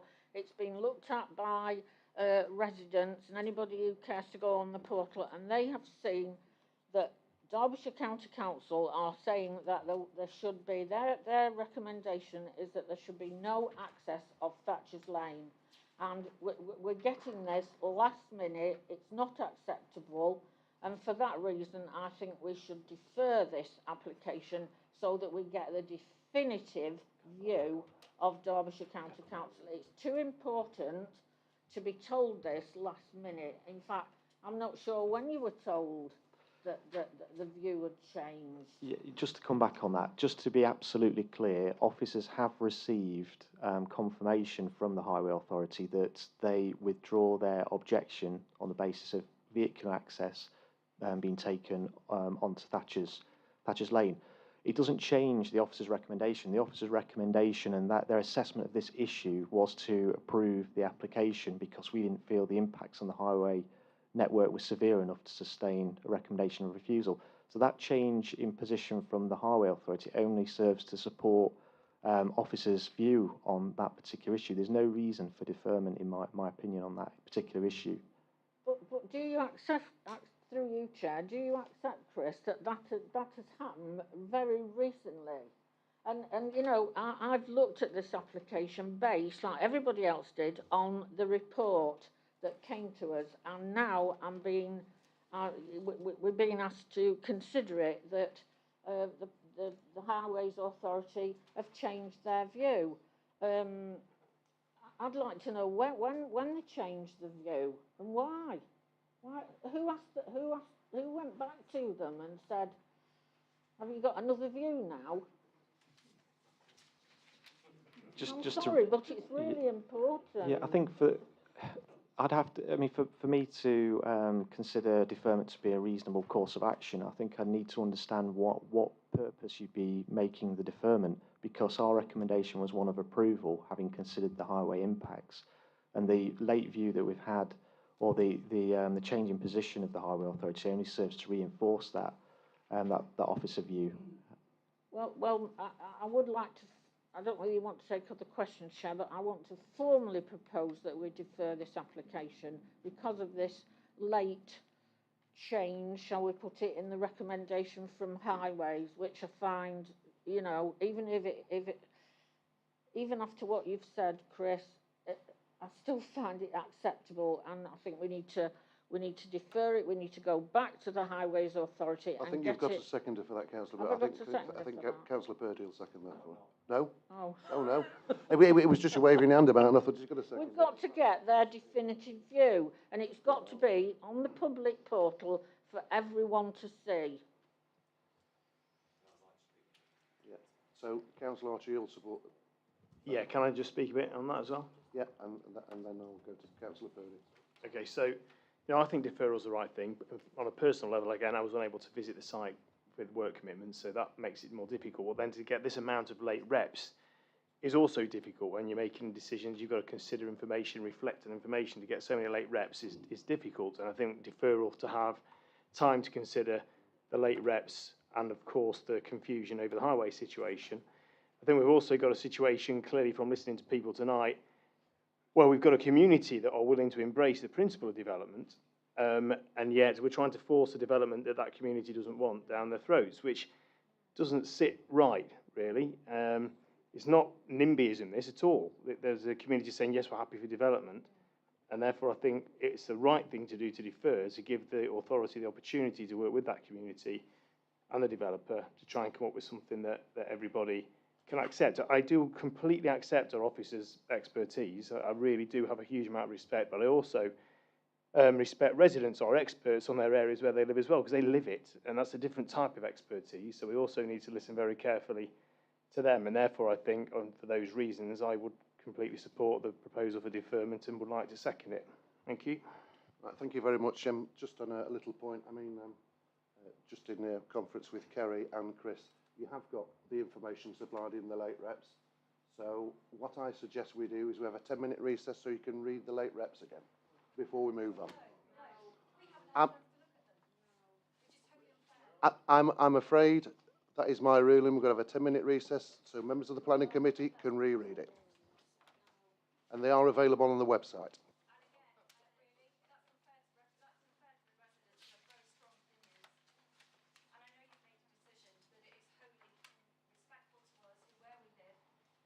Excuse me.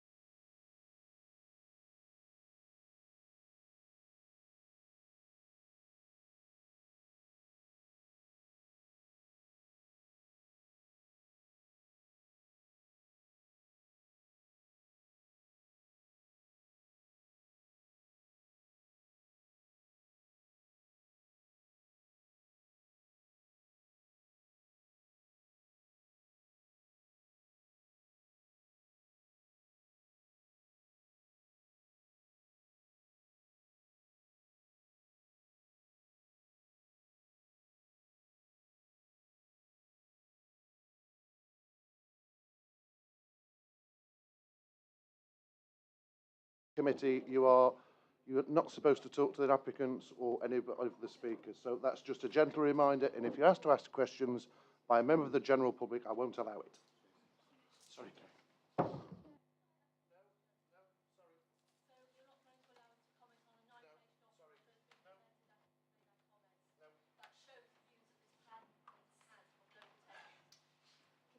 Kerry? Yeah, it's not that we have certain rules and regulations surrounding committees, and it's there for the the members here to discuss.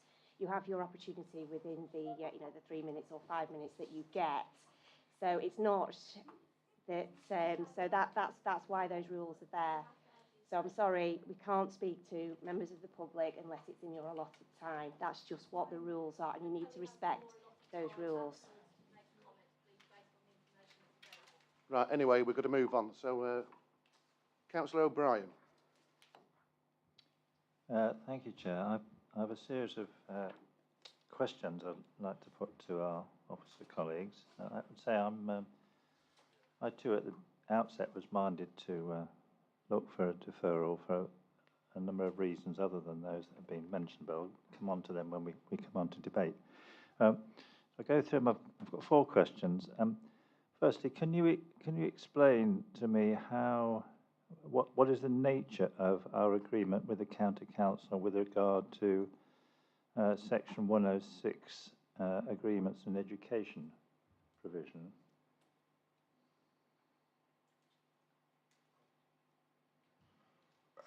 There is no agreement. The County Council wants a significantly higher figure now. No, I'm talking about the generality. Do we have an agreement through the local plan which well, what is the agreement in our local plan with regard to provision for education via 106s in general? Thank you, Councillor O'Brien. Just to answer that question, the agreement with the County Council is that they are the education authority, and our local plan requires us as officers to secure appropriate developer contributions on the back of housing developments of a particular scale, such as this. So the education authority will advise the district council on the need for school places, and the authority, in seeking an appropriate level of developer contributions, will request those monies from the developer and secure those monies via Section 106. So is it understood that, I mean, I'm not drawing a parallel with the Northern Ireland Protocol, but it appears we have an agreement to make a payment which we're suggesting is not appropriate and want to negotiate our own agreement. Is that appropriate that we negotiate our own agreement outside of what the County Council proposes? No, I think you've completely misunderstood or misinterpreted what's in the officer's report. What we're saying is there's a material consideration here in that we have a previous grant of planning permission in outline where a set amount of developer contributions have been secured towards education. That is a material consideration in respect of this particular application. Hence why we're looking at imposing the same level of contributions that were requested on the back of that development. We're asking that those contributions be applied to this development, because that is an extant permission that could be implemented independently of this particular application. Okay, the next question is regarding the broad issue of the Section 106 agreements and the relationship with the full approval for the 5 dwellings. Now, as you said, if we approve the application as per your recommendations, there will be no Section 106 monies due when the 5 initial dwellings are built out. There'll be no education, affordable housing or play area provision for those 5 dwellings. But as this is I'm correct there, I think, am I? But as this is a composite application, it's a single application made up of 2 parts. So why is it not appropriate, given that it's a single application and we're making a single approval, why is it not appropriate that Section 106 agreement is applicable at the outset, i.e. to both approvals, the approval for the 12 and the approval for the 5, so that the 106s become due at with the construction of the 5, rather than wait for if and when the remainder of the dwellings receive a full permission. Why aren't we treating it as a composite single application? Why are we doing it in this way?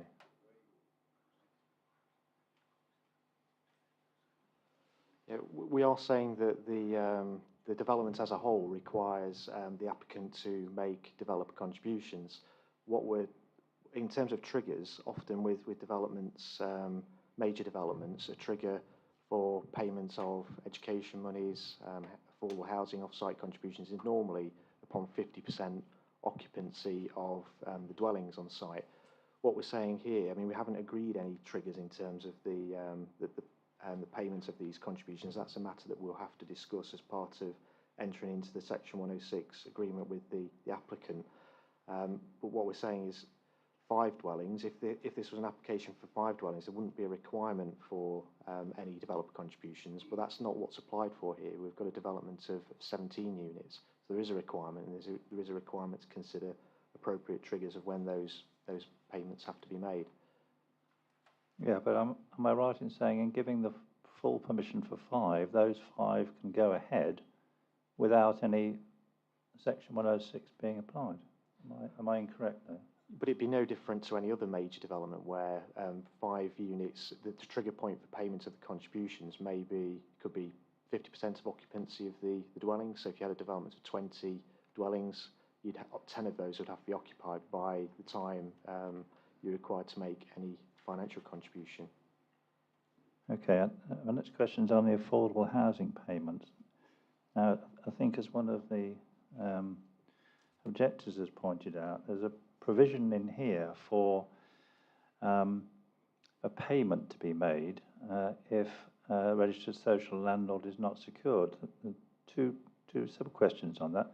Why have we not specified what the payment is, given that we've got a formula which we apply? Why is it left unknown as to what that level of payment is when we do have a prescribed formula? And is it not open in the way you phrase this condition that the developer could say, I haven't found a registered social landlord because no one will take over my 4 dwellings, because it may, the answer to that may be that the developer is wanting the RSL to pay too much for those dwellings because they price it at a level where they won't pay. And that gives them then the opportunity to say, okay, we'll give you a contribution instead. So I found that, is this something we've done before, to have a condition where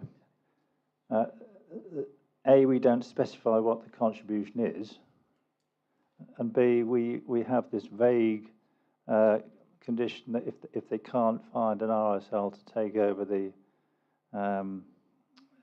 units, so we'll have a contribution in lieu of that. Have we done this before in that form? Yeah, again, I think you'd have to understand the process. In setting out a legal agreement, you have to ensure that that agreement is still regulations compliant. So the formula has to be expressed in the legal agreement itself. The mechanism for securing affordable housing is fairly robust. So it includes independent arbitration where after a period of extensive marketing to see what level of demand there was in the units for affordable housing, if after that period of marketing there was no interest, the applicant could potentially put a case to the authority that there is no demand for those units, and thereby they would be able to make an off-site contribution. But that contribution will be consistent with the formula and the calculation that's set out in our developer contributions SPD. So it's robust and it's fully transparent in that respect. But we'd have the opportunity for independent arbitration if there was a lack of agreement on the level of demand. But our housing team work very closely with registered social landlords and they have a good understanding of what the demand is for those units at any one given time and what the housing need is in that particular area. So we'd have fairly robust information on whether or not there was a demand for affordable units at any moment in time. Well, you partially answered that, Chris, but every other time we have a provision for an off-site affordable housing provision, we specify the amount. But here, why are we not specifying the amount here? Yeah, I think it's just unfortunate that the off-site contribution here isn't expressed in the recommendation, but the 1.1 units in the form of an off-site contribution would be applying the formula in developer contributions SPD. So it would be a specific amount in this case that would be expressed in a Section 106 agreement. Okay, and my last question is that our housing services, in their comment to you, said that the gardens to the family components of the affordable housing were too small. But I note that there's been no change to the size of those gardens. Can you tell me why that is?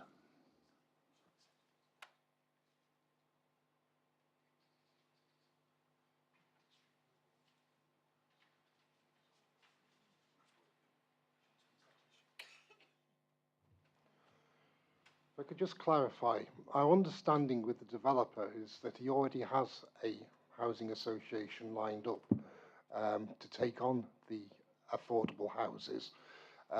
He's been working previously on Thatcher's Croft with Peak District Rural Housing Association, and my understanding is that he will continue to work with them in delivering the affordable housing plots, and I understand he has an agreement, with them in place. The purpose of the element on financial contribution is if that agreement falls through, and if other housing associations are not interested in taking up those properties. It is a fallback position which we apply to developments in the case that registered social landlords can't take up the affordable houses that are being provided, and it's used on other affordable sites. It's basically a fallback position. No, that wasn't actually my question, Chair. My question was that our housing services, in their consultation response, said to you that the gardens to the family affordable housing units were too small, and yet you have not. No, I'm sorry. I was just trying to clarify the. Yes, the comments from the housing section were based on the original scheme as submitted. My understanding is that that is now acceptable. Yeah.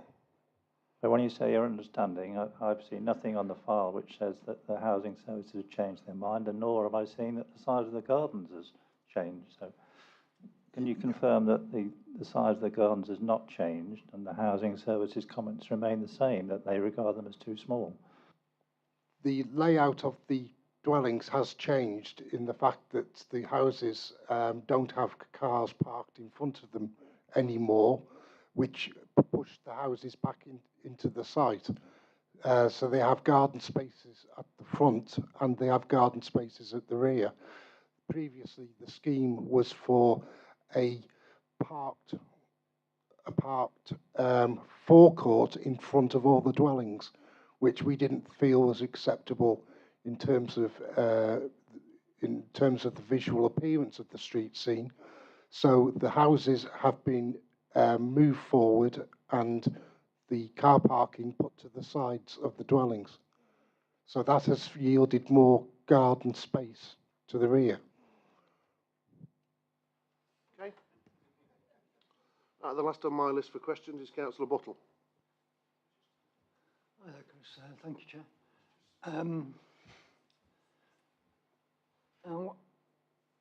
When I was listening to Councillor Strange earlier, he spoke about adoption and the responsibility being placed by us on Derbyshire County Council and by Derbyshire County Council on us. This is for the responsibility of the adoption of the 1/3 of a road that runs up to the beginning of whatever, I can't remember the name of the road, but I assume you know which one I mean.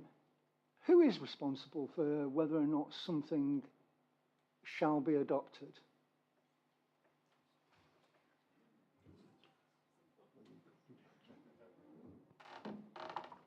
Yes, thank you, Councillor Buttle, for your question. From a planning perspective, the Highway Authority need to be satisfied that the road layout is acceptable from a highway safety perspective. The Highway Authority, in the case of this particular development and the previous development, have indicated that the road layout and geometry, visibility and everything else was to adoptable standards, and the developer has provided that road to adoptable standards. However, they haven't paid the bond or whatever is required to adopt those roads. They explained at the site visit that their intention is to consider adoption of the roads. However, the development doesn't have to be served by an adopted road. There are plenty of developments across the country in this district that are serviced off a private road. What's important in planning terms is that that road network, the estate layout, is acceptable from a highway safety perspective.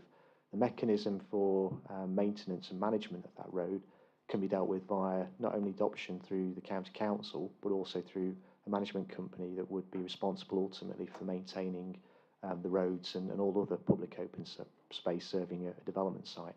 That's something we could control by condition. It's ultimately up to the developer as to whether they seek adoption of the road. I noticed that Councillor Strange was saying that it's been 15 years since the original development section was put in and the road was requiring some maintenance and attention. Would it be something for us to discuss with the developer or Derbyshire County Council or with the parish council or what? I'm sorry, I don't really know about this adoption business and who's responsible for what, so I just thought I'd like to know. Yeah, I think members need to focus on this application. That's a road network that serves a development that's already had the benefit of planning permission, which is subject to separate controls. This is a standalone application. And I think we should focus on this application. Yeah, we're just talking about a little bit further up, aren't we? We're at the moment we're talking about further up the croft or whatever it's called, where we've got the 3 houses coming off and it's a lower down section. And so I thought there was some connectivity. The tree, the roots, the diameter of the area to be protected, it looks kind of useful to the developer in this case that it's been pollarded. It looks like they're being able to send a little road round the edge. Doesn't have to cut into the one, is it the one below 3A on the thing?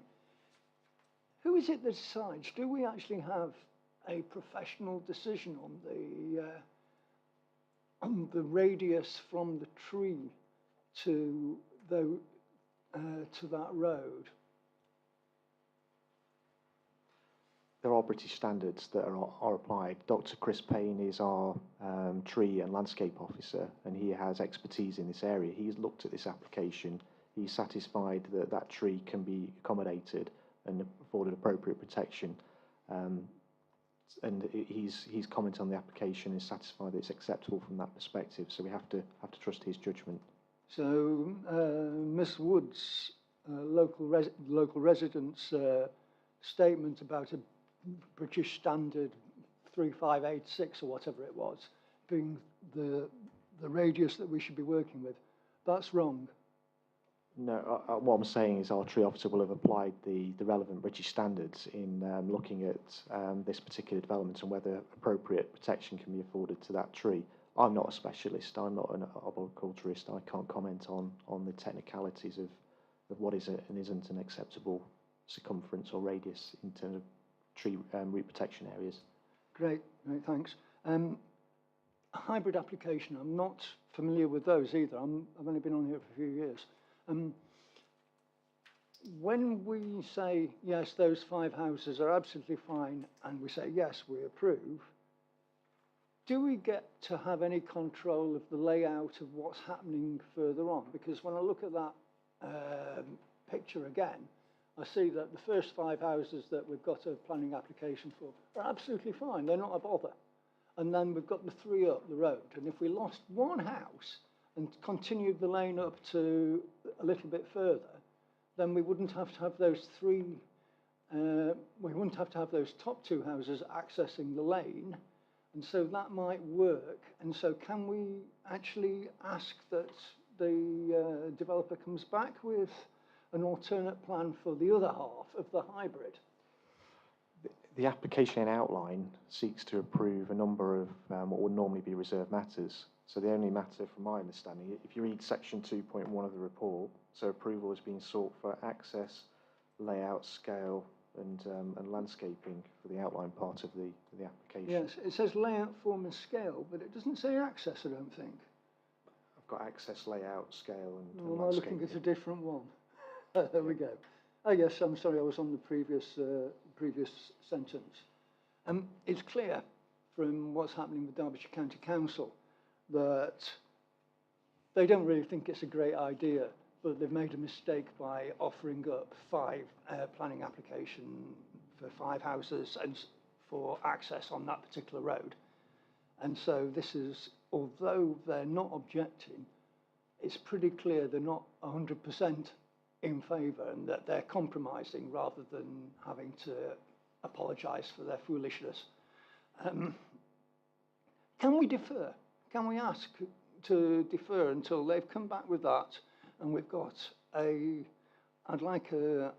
definitely like something more solid on the tree roots, because we've got 2 views, one of which is it's the width of the previous tree, and one of which is the width of the current tree. And to my mind, it makes sense that we've got a decent sized bole on that thing, and it is going to grow back to its normal size. It's not going to just say, oh yes, I'm going to just stay little. So those roots will still be there and they'll still be working. So I think there's a chance we will be damaging them. That's it. That's my question. So could we defer for a further report or a confirmation on that, on the tree roots? Oh, I'm sorry. Yeah. Well, defer for 2 reasons. Okay. No, no, I've said it. That was the last speaker. I'm moving into debate now. So if you want to start off with debate, you can. Yeah, go and speak in debate then. Can I go ahead? Yes.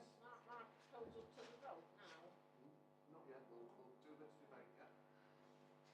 So I'll just make my point in debate rather than raising it as a question. I get consulted on planning applications in Derbyshire and Sudbury, and what I've recently had is consultations with the countryside officer at Derbyshire County Council about trees that are subject to TPOs, and I wondered why that hadn't been done in this instance. Just from personal experience, we've obviously had 2 large housing estates built in Doveridge. There was a really lovely chestnut tree on one of them that did have quite a lot of space around it, but has actually died now. Luckily, Derbyshire County Council have been really on board with it, and they've got the developer to come along and replace the planting of it. So that's really my point. I just want to know why Derbyshire County Council haven't been consulted. Thank you.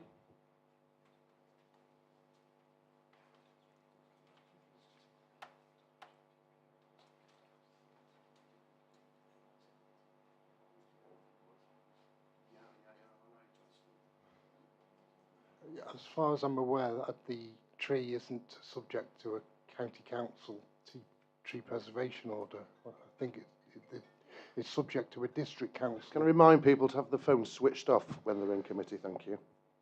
It's subject to a district council TPO, and well, the county council countryside officers, they will focus their attentions on county council designated trees. and they have a lot of the group TPOs where you have a significant number of trees. They are designated under the and by the county council, but sometimes we as an authority are asked to put TPOs on particular trees, and we make our own assessment as to whether they should have a tree preservation order, but we don't consult the county council on trees that we are putting TPOs on, and we wouldn't expect them to comment on the trees that we've put our TPOs on. If this was a county TPO, then we would have a responsibility to consult them on that. But as my understanding is, this has been looked at by Chris Payne, who is our arboriculturalist, because it's a Derbyshire Dales TPO. Okay. Councillor Buttle. Sorry, I notice we're now in debate. We've got 4 bird boxes on 5 million quid's worth of housing. That seems ungenerous when it comes to biodiversity. I just think that that's not really good enough.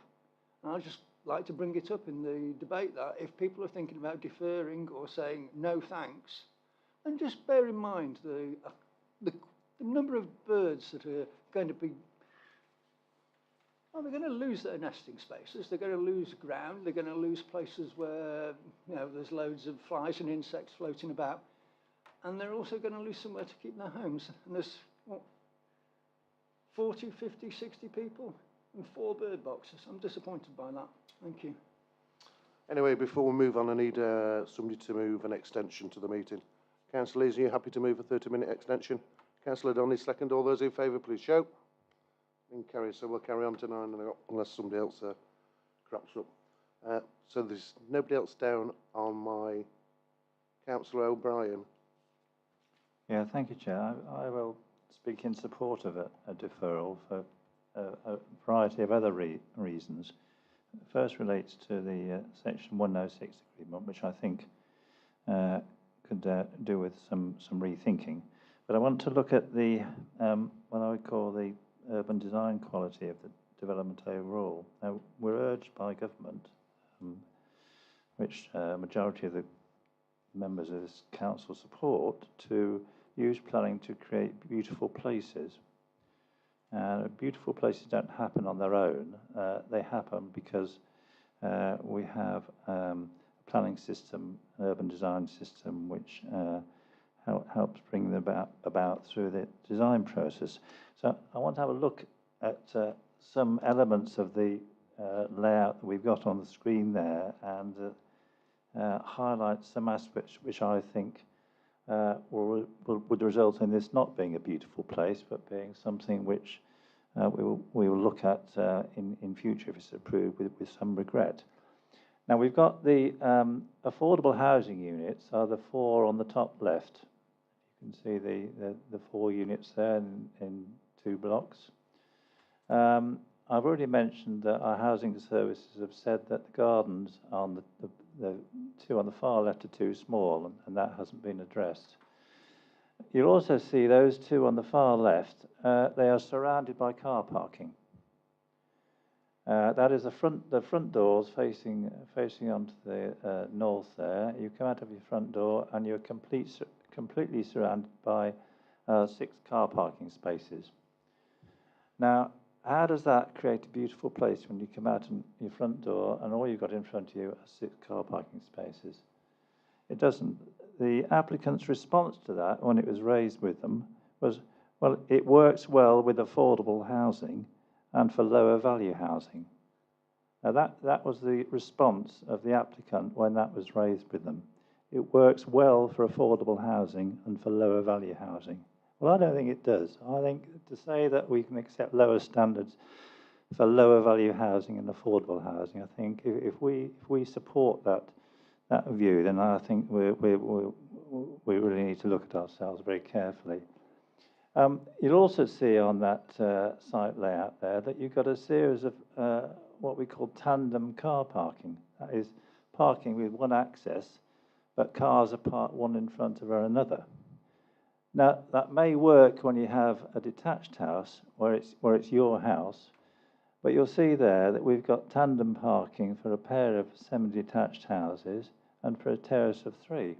Well, it certainly doesn't work. Tandem parking does not work where you have a terrace or semi-detached housing. Can you imagine where someone parks, you park, and then someone parks behind you, and then you can't get out? Can you imagine that actually working? No, of course it can't.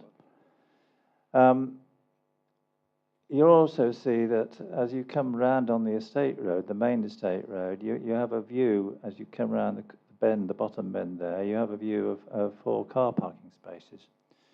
Now, beautiful places don't have views of car parks and car parking spaces. You don't. You design it so you don't have that view. You have a landscaping plan associated with this application. I'm afraid to say that as far as I can see, the landscaping plan is based on spaces left over after planning, coloured green.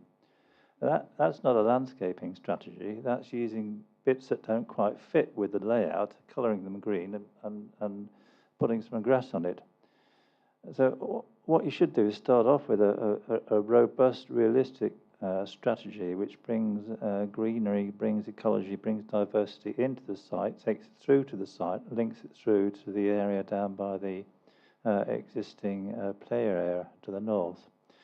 So there's a whole variety of elements to this application which I think need revisiting and can be revisited. I think with careful work with the urban designer, you'll see these comments are reflected in the comments by the urban design section from the County Council, and it's very good to see that they've commented on this application. So I think in addition to the highway issues, there are a range of design issues which could be addressed through a deferment. So I'd recommend us all to support that proposal. Thank you, Chair. Okay, Councillor Burfoot and Councillor Archer, I really need a definitive as to why you want this application deferring before I go to the vote. On what grounds? Well, on the grounds of what Councillor O'Brien's said, which I wholly agree with, but because of what I perceive to be the very late change in the recommendations from DCC Highways, in that we need to go back to them and get a definitive view of the highways issue and their recommendations. I think we also need to take advice from our tree, a fuller detailed report from our tree officer, because there seems to be conflicting views about that. Have you got anything else, Rob? I just feel that the information, we've given so much information very late. This is too much information to process. We need more time to process it as well. I think that's a big issue, as well as the issues that Councillor Burfoot's just made. I think just not wanting to come back on any of these points, but this is a acclaimed architect design scheme. I think we need some clarity on what it is exactly that you're not happy with in respect to the layout. I mean, Councillor O'Brien mentioned a great number of things there, and so I just think we need to be fair to the applicant in terms of what you're asking them to look at in terms of this particular development. I think you need to be clear on what it is that you want them to revisit.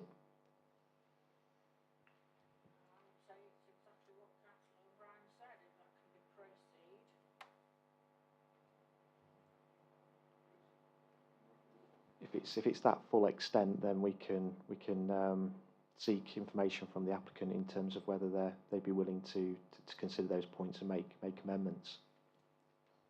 Yep. In which case, then I'll go to the vote. So it's been moved and seconded for deferral. All those in favour, please show. All those against? And any abstentions? So it's lost.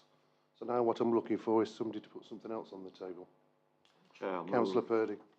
I'd like to speak, obviously, because I did give a question mark in my mind as to whether deferral was right. But having listened to our officer, who I have the utmost respect for, I accept what Chris has said with regard to the highways. It would be nice. It is in the black and white. I looked through. It's in here. It's in the late reps, and it's quite clear. So I can't agree with the deferral. I think this is a very much improved scheme on the other. I've been involved going to Tansley for many years on planning, and I think this is an improvement, Chair. I'll leave it at that. Okay, Councillor Fitzherbert. I'd like to second this. I noted from the notes that this application should have been determined by the 21st of April 2020. I suspect that's to do with all the toings and froings and what's resulted in the hybrid application. But as Councillor Purdy says, these notes are on our late reps here, and I do hope the officers take on board all the other points that have been made in debate. I've got one person left on my list. That's Robert Archer. Then we'll go to the vote. I just can't agree with it really. I think we, as I said earlier, I do respect our officers' opinions, but I think we've got a situation here where we've got residents who live there who've got two proposals in front of them and are happy to work with one and not the other. I just think we're missing an opportunity as an authority to work with residents and try and reach an agreement that everybody's happy with. And I don't understand why we're not giving ourselves more time to do that when there's so many late reps, so much uncertainty about highways, and you've got a community willing to work with us to try and actually come up with a development they're all happy with. I don't really understand why we're trying to railroad it through in a hurry, but so I can't support it. No, I'm sorry, Councillor Burford, I'm going to the vote. So it's been moved and seconded, subject to the applicant entering into the Section 106 agreement for on-site affordable housing provision and financial contributions towards education provision and open space play area provision, that hybrid planning permission be granted subject to conditions with the added condition of a Section 106. You want to add the condition? Yep, the affordable housing. Yep. The off-site contribution. You know, Chair, I hope the public can see on this recording that people are elected members are not being given the opportunity to speak. It's unacceptable. I'm afraid, Councillor Burfoot, I said I was allowing one more in debate and then we go to the vote. I'm sorry, but there's a number of the opposition members who like to stick their hand up right at the last minute. I'm sorry, I'm not doing it anymore. Excuse me, if you're not quiet. Right, we'll go to the vote. Thank you. It's been moved and seconded. As lined out, all those in favour, please show. All those against? And any abstentions? So that's been carried. It's been approved. Thank you very much. Thank you very much. I've never seen a more abhorrent display of taxpayers' money, I have to say. I hope that's being recorded. You do not listen to your residents. You do not listen to the people. Anyway, members, we're carrying on. Item 5.4, which is erection of one dwelling, revisions to house. Excuse me, we are carrying on with our meeting. I very much doubt it, my dear. Anyway, application 5.4, which is erection of one dwelling, revision to house design was previously approved under plan permission 16/00941 out and 19/0105 reserve matters. Plot 6, Pump Close, Matlock. So there is no late reps on this. There's three speakers. The first to speak on this is Councillor David Hughes, ward member. You have 5 minutes to speak. I'll indicate when you have 30 seconds left. Thank you, Chair. I don't think I'll take 5 minutes. I think the report provides a number of objections from residents, and there are residents here to talk about this as well, and I'm sure they'll bring up other objections. I have 4 points to make, and I will be quick. The first concerns the retrospective nature of the application and the delay in submitting a revised application. Building to the changed layout started several months ago. The newly positioned steps from the newly positioned terrace were pretty well completed on the 2nd of March this year when I photographed them. The application for this work was received April Fool's Day, 1st of April. You are now being asked to consider it on the 14th of June. The majority of the work has been done. Most of the delay arose from tardy submission of the application. The longer the delay, the higher the potential cost and risk if refused and a successful appeal is made. This puts the council in a difficult position. It is the developer who is doing that. Nevertheless, I expect you will put the risk to the council to one side and evaluate the application on planning grounds alone, as you should do. The second point I'd like to make concerns the loss of privacy arising from the location of the new steps down from the terrace, noting that the terrace is to be screened. These terraces, this lack of privacy impinges on the steps impinge on the neighbour's privacy, since the view from the steps as you descend is directly into her living room window. The steps end adjacent to her boundary, which means that people will walk along the boundary itself rather than behind a flower bed or other means of obstruction. And this potentially means that her privacy will be impinged by footpath along the boundary edge. The steps down need to be repositioned to the position they had in the original application, or as near to that as is possible with the revised layout. That would mean that they are further away from the boundary and hence do not impinge on privacy. Third point is drainage. The developer mended a sough during earlier building work and has also piped the watercourse on the northern boundary of the site. These two actions, while not damaging in themselves, has led to rapid water runoff into the gully, which now starts at the northwest corner of the site and flows along the side of the neighbour's garden. This gully needs strengthening to stop the water coming out of the pipe, eroding the gully sides and causing damage and saturating the northern side of the neighbour's garden. A condition is needed to ensure that the developer alleviates this problem. A recommendation to do so, as is in the report, is not sufficient. Loss of a gully on the west side of the site is another drainage issue. Until development started, there was a gully on the west side of the site to protect neighbouring gardens from runoff from the site. This gully, I understand to have been a requirement of the county council. The gully needs to be reinstated or a drain installed to stop the water running off again. A condition is needed for this as well, for the same reason. A recommendation is not sufficient.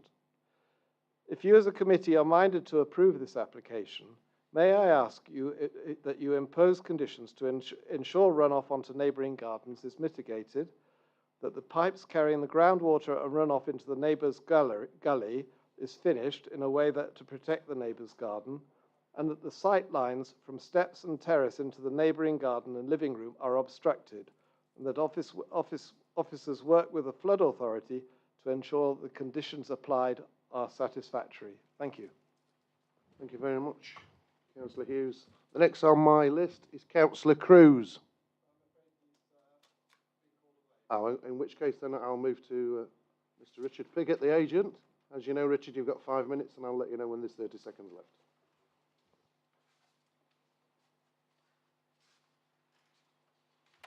Thank you, Chairman, again for the opportunity to speak. I won't take up an awful lot of your time here. This is clearly a high-quality development, as members will have seen yesterday, and as noted in the officer report. The application relates to some very modest changes to the plans which were previously approved. The report is clear that those changes are genuinely minor and do not lead to any significant adverse impacts in any planning sense.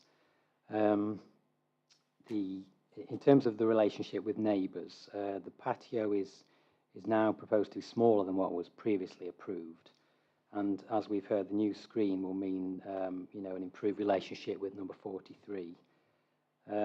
Also, the wood store stroke workshop will be reduced in height, and the footprint will be smaller than approved on the previous plans at the neighbour's request. The steps going down from the patio have been slightly changed, but not substantially. As we've heard, the air source heat pump is very close to the property.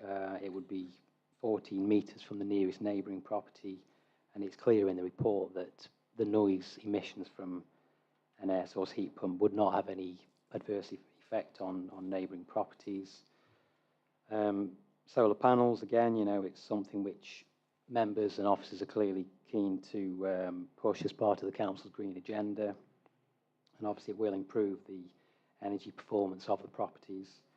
Surface water drains, we've heard some comments about that. These have all been completed and approved in accordance with building regulations, and they've also been inspected by Chris Rogers at the local lead flood authority. So there's no question of there being any issue with those. And as I've said before, yeah, the addition of these renewable energy measures is in response to the request of the purchaser of the property, who's clearly keen to reduce energy costs and support the council's green agenda. So, yeah, I think we should just focus on the benefits of this scheme. Again, you know, we're meeting a housing need. We're helping employment locally for local workers, and there's going to be increased economic spend in the area as a result of this development. I've nothing further to add. You're invited to follow the advice of your officers and approve the application. Thank you for listening. Thank you very much. There's no reps on this, so straight into Chris, are you taking this one? Thank you, Chair. I think it's worth just pointing out here that there was a delay in the submission of this application, but I think just to go back to earlier comments that have been made at this meeting, that the application was a result of action taken by the authority to regularise some unauthorised works that were taking place to this particular property. And there has been a period of discussions with officers and also with neighbouring residents in terms of the impact of the changes on the residential amenity of neighbouring properties, but also the impact on the actual development, character and appearance of the development itself. This particular application deals specifically with the changes that are set out in the report. So there is planning permission already for a dwelling on this site. There was, when the building was being constructed, a difference in opinion in terms of whether any significant underbuild was approved on the side of the property where the ground falls away. As part of this application, a privacy screen has been secured on the side of the property that affords views over to the nearest neighbouring residential property. We're satisfied with that screen and with the reduction in the patio area that was outlined on the original application. There wouldn't be any loss of amenity, or any loss of amenity wouldn't be of so significant a magnitude to warrant refusal of the application on such grounds. The other changes are relatively minor in nature. We're dealing with a reduction in the height of an approved log store, which improves the visual relationship of the development with the neighbouring property. And we're also delivering microgeneration in the form of solar PV panels on the roof of the property and also air source heat pump. So we're happy with the proposal. We feel it's acceptable in planning terms. Happy to take questions at this stage. Members, questions? Councillor Purdy. Thanks, Chris. I'm listening to what Councillor Hughes has said and Mr. Piggott and looking at 7.10. Is it completely left with building regs to sort out this drainage issue, nothing we can condition? The approved development, there is an approved drainage scheme which has been looked at and approved by the lead local flood authority. They've been out on site and I've been out on site and inspected the drainage. There is a requirement under building regulations for appropriate connections to be made to foul and surface water drainage. The lead local flood authority have looked at the outfall location and any erosion and any potential localised flooding from the system that's been installed, but they're satisfied that it's an acceptable system which appropriately discharges surface water from the site. So I'm happy that there are already controls in place and the approved drainage scheme is adequate to serve this development. And just to come back, they're satisfied it's not going to affect other residents? The lead local authority have confirmed that the outfall and the drainage system is acceptable in this case and won't result in any localised flooding, in their opinion. Thank you. Councillor Burfoot. Thank you. There's obviously been concerns about the lack of privacy from this balcony.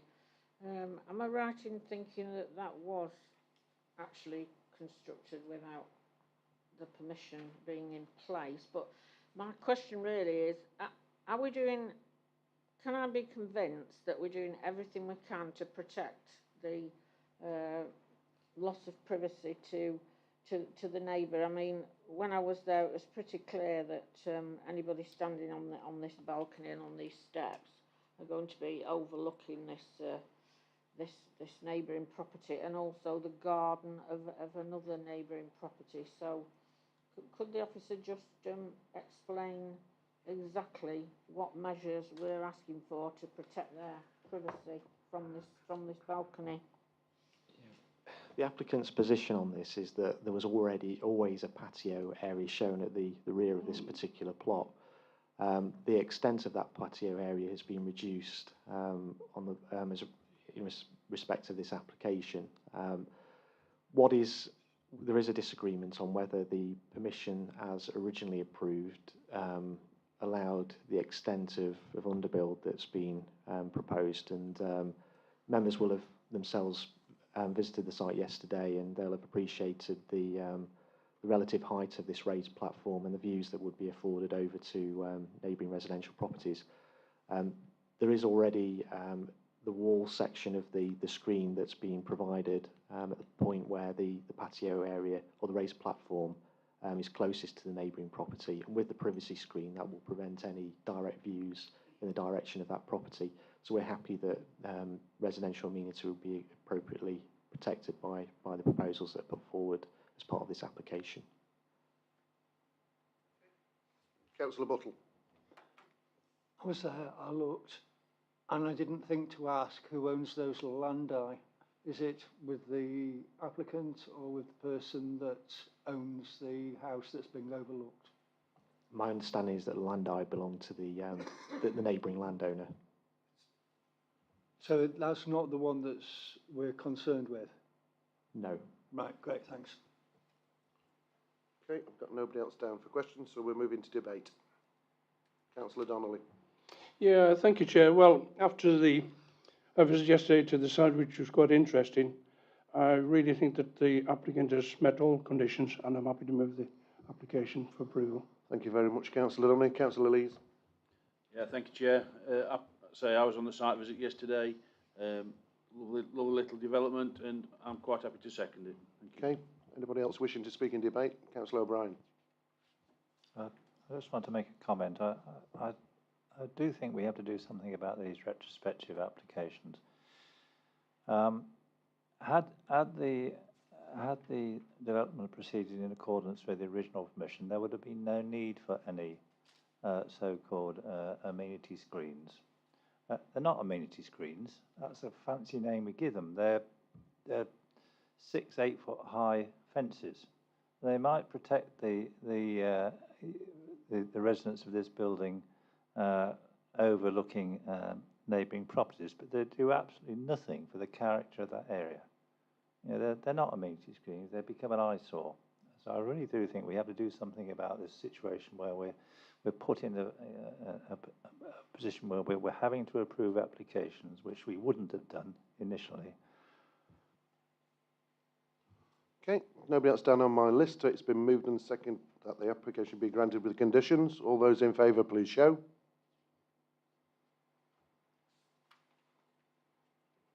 All those against? Any abstentions? It's been carried, so it's been approved and granted with conditions, should I say. Anyway, moving swiftly on, application 5.5. We have one speaker on this. He used to be a gamekeeper for us, but now he's a poacher. So you have 5 minutes. So just before you start, Andrew, I'm going to ask for an extension. Councillor Lees, second, Councillor Fitzherbert, all those in favour, please show. That's it. Right, over to you, Andrew. Thank you very much. Yeah, thank you for giving me the opportunity to speak this evening. Full planning permission is sought for the erection of a 3-bed bungalow in the large garden of the rear of Heather View. The L-shaped bungalow will be centrally located within the plot and be of traditional design. Access will be gained by the road serving the neighbouring residential estate currently under construction. As set out in the officer's detailed and thorough planning committee report, the principle of residential development is considered to be acceptable as the site lies within the defined settlement boundary of Tansley. Furthermore, the report acknowledges that a tilted balance is engaged as the District Council is unable to demonstrate a 5-year supply of housing land, meaning that permission should be granted unless the adverse impacts of the development would significantly outweigh the proposed benefits. The principal material planning matters have been examined by the officer in their report, which considers the impact on character and appearance, the impact on residential amenity, highway matters, flooding and drainage, and climate change. The proposed bungalow has been carefully considered to minimise any potential impact on the character and appearance of the area, being single-storey in height and traditional design and materials to reflect the character of the immediate area. The application site does not occupy a prominent position within the setting, being located to the rear of Heather View, and will not be readily visible from the public domain. Furthermore, the character of the immediate area has significantly changed following the approval of planning permission for 26 dwelling houses in 2019, the east of the application site, which is currently under construction. The proposed development is considered to be an appropriate response for this part of the settlement and would not appear as overdevelopment of the site, which is a large plot that would retain ample amenity and circulation space for the occupants of Heather View. As such, we consider the development would not significantly adverse impact on the character and appearance of this part of the settlement in accordance with policies S3, PD1, PD5 and HC1 of the adopted Derbyshire local plan. In terms of residential amenity, careful consideration of the siting of the dwelling within its plot and its fenestration have been given to create an acceptable relationship within the neighbouring properties. There will be sufficient distances and screening from the proposed development along the northern and eastern boundaries of the application site to avoid any overbearing or only shadowing impacts on those existing dwellings, being minded also of its being a single-storey form. As such, the proposed development would not result in any loss of privacy or amenity for the occupants of existing neighbouring properties or future occupants of the proposed dwelling. The proposal is therefore to consider to be comply with policies S3 and PD1 of adopted Derbyshire local plan. The application site would be accessed via the road serving the residential estate currently under construction, with parking provided forward of the dwelling house. The local highway authority confirmed that the suitable access to the serve a single dwelling can be provided onto Whiteley Lane, with appropriate emerging visibility space being achievable, and go on to say that appropriate space is available within the site for sufficient parking provision for the new dwelling house. No objection is raised by local highway authorities subject to conditions. The proposal is therefore considered to comply with local plan policies S3, HC19, HC21 of the Derbyshire local plan. When having regard to all matters, when having regard to the matters, the material planning matters, and when assessed against the local plan policies and the framework taken as a whole, it is considered that planning permission should be granted as a clear and convincing justification for the scheme for the reasons just mentioned and as set out in detail in the officer's report. I therefore invite you to follow the advice by your officers and approve the application. Thank you very much for listening. Thank you very much, Andrew. Anyway, who's taking this one? Sorry, Chair. Yes, I'll just move. Members visited the site yesterday to see the proposed development in its context. I'll take questions. Thank you. Members, questions. Councillor Burfoot. Thank you. Can I just be clear about the actual architectural style and materials of this proposed new dwelling? Can we just be very clear what it's going to look like? What are the materials? Has it got a render? Yes, it has render and stonework and slates that are essentially match the existing development. That's an example of a similar bungalow next to the access into the site. So the applicant would be looking to use that type of stone with render and that roofing material. Okay. Councillor O'Brien. Can I just ask a very similar question to Councillor Burfoot? Can you confirm that the new dwelling is proposed to be designed as an extension to the site under construction rather than in character with the existing properties on Whiteley Lane?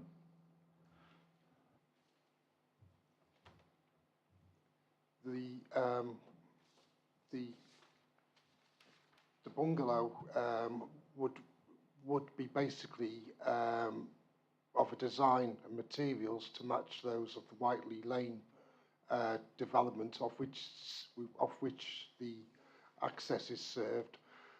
But in its character and appearance, it also has hipped roofs which reflect on the character and appearance of the bungalow on the garden on which it is sat. Okay. Any more questions, members? No? In which case I'll move into debate. Councillor Burford. Thank you, Chair.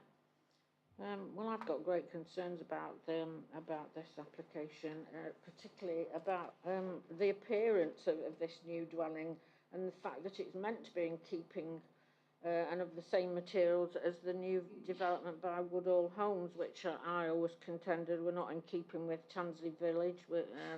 There's too much render. It doesn't fit in with the local vernacular. So the new dwelling may be intended to match the development at Woodhall Homes, but certainly it isn't going to match the bungalow in whose garden it's going to sit, Heather View. I see that the report stresses that that the new dwelling would be appreciated with, I think that was the word used, within the residential estate development. I think for those of us who were opposed to the design, materials and appearance of the new development itself, this just adds to what I think is the problem. So I will not be supporting the officers. Okay, Councillor O'Brien. Thank you, Chair. Well, I'm on the design crusade this evening, and I agree with Councillor Burfoot. This new dwelling is designed specifically to be part of the character of the neighbouring new site.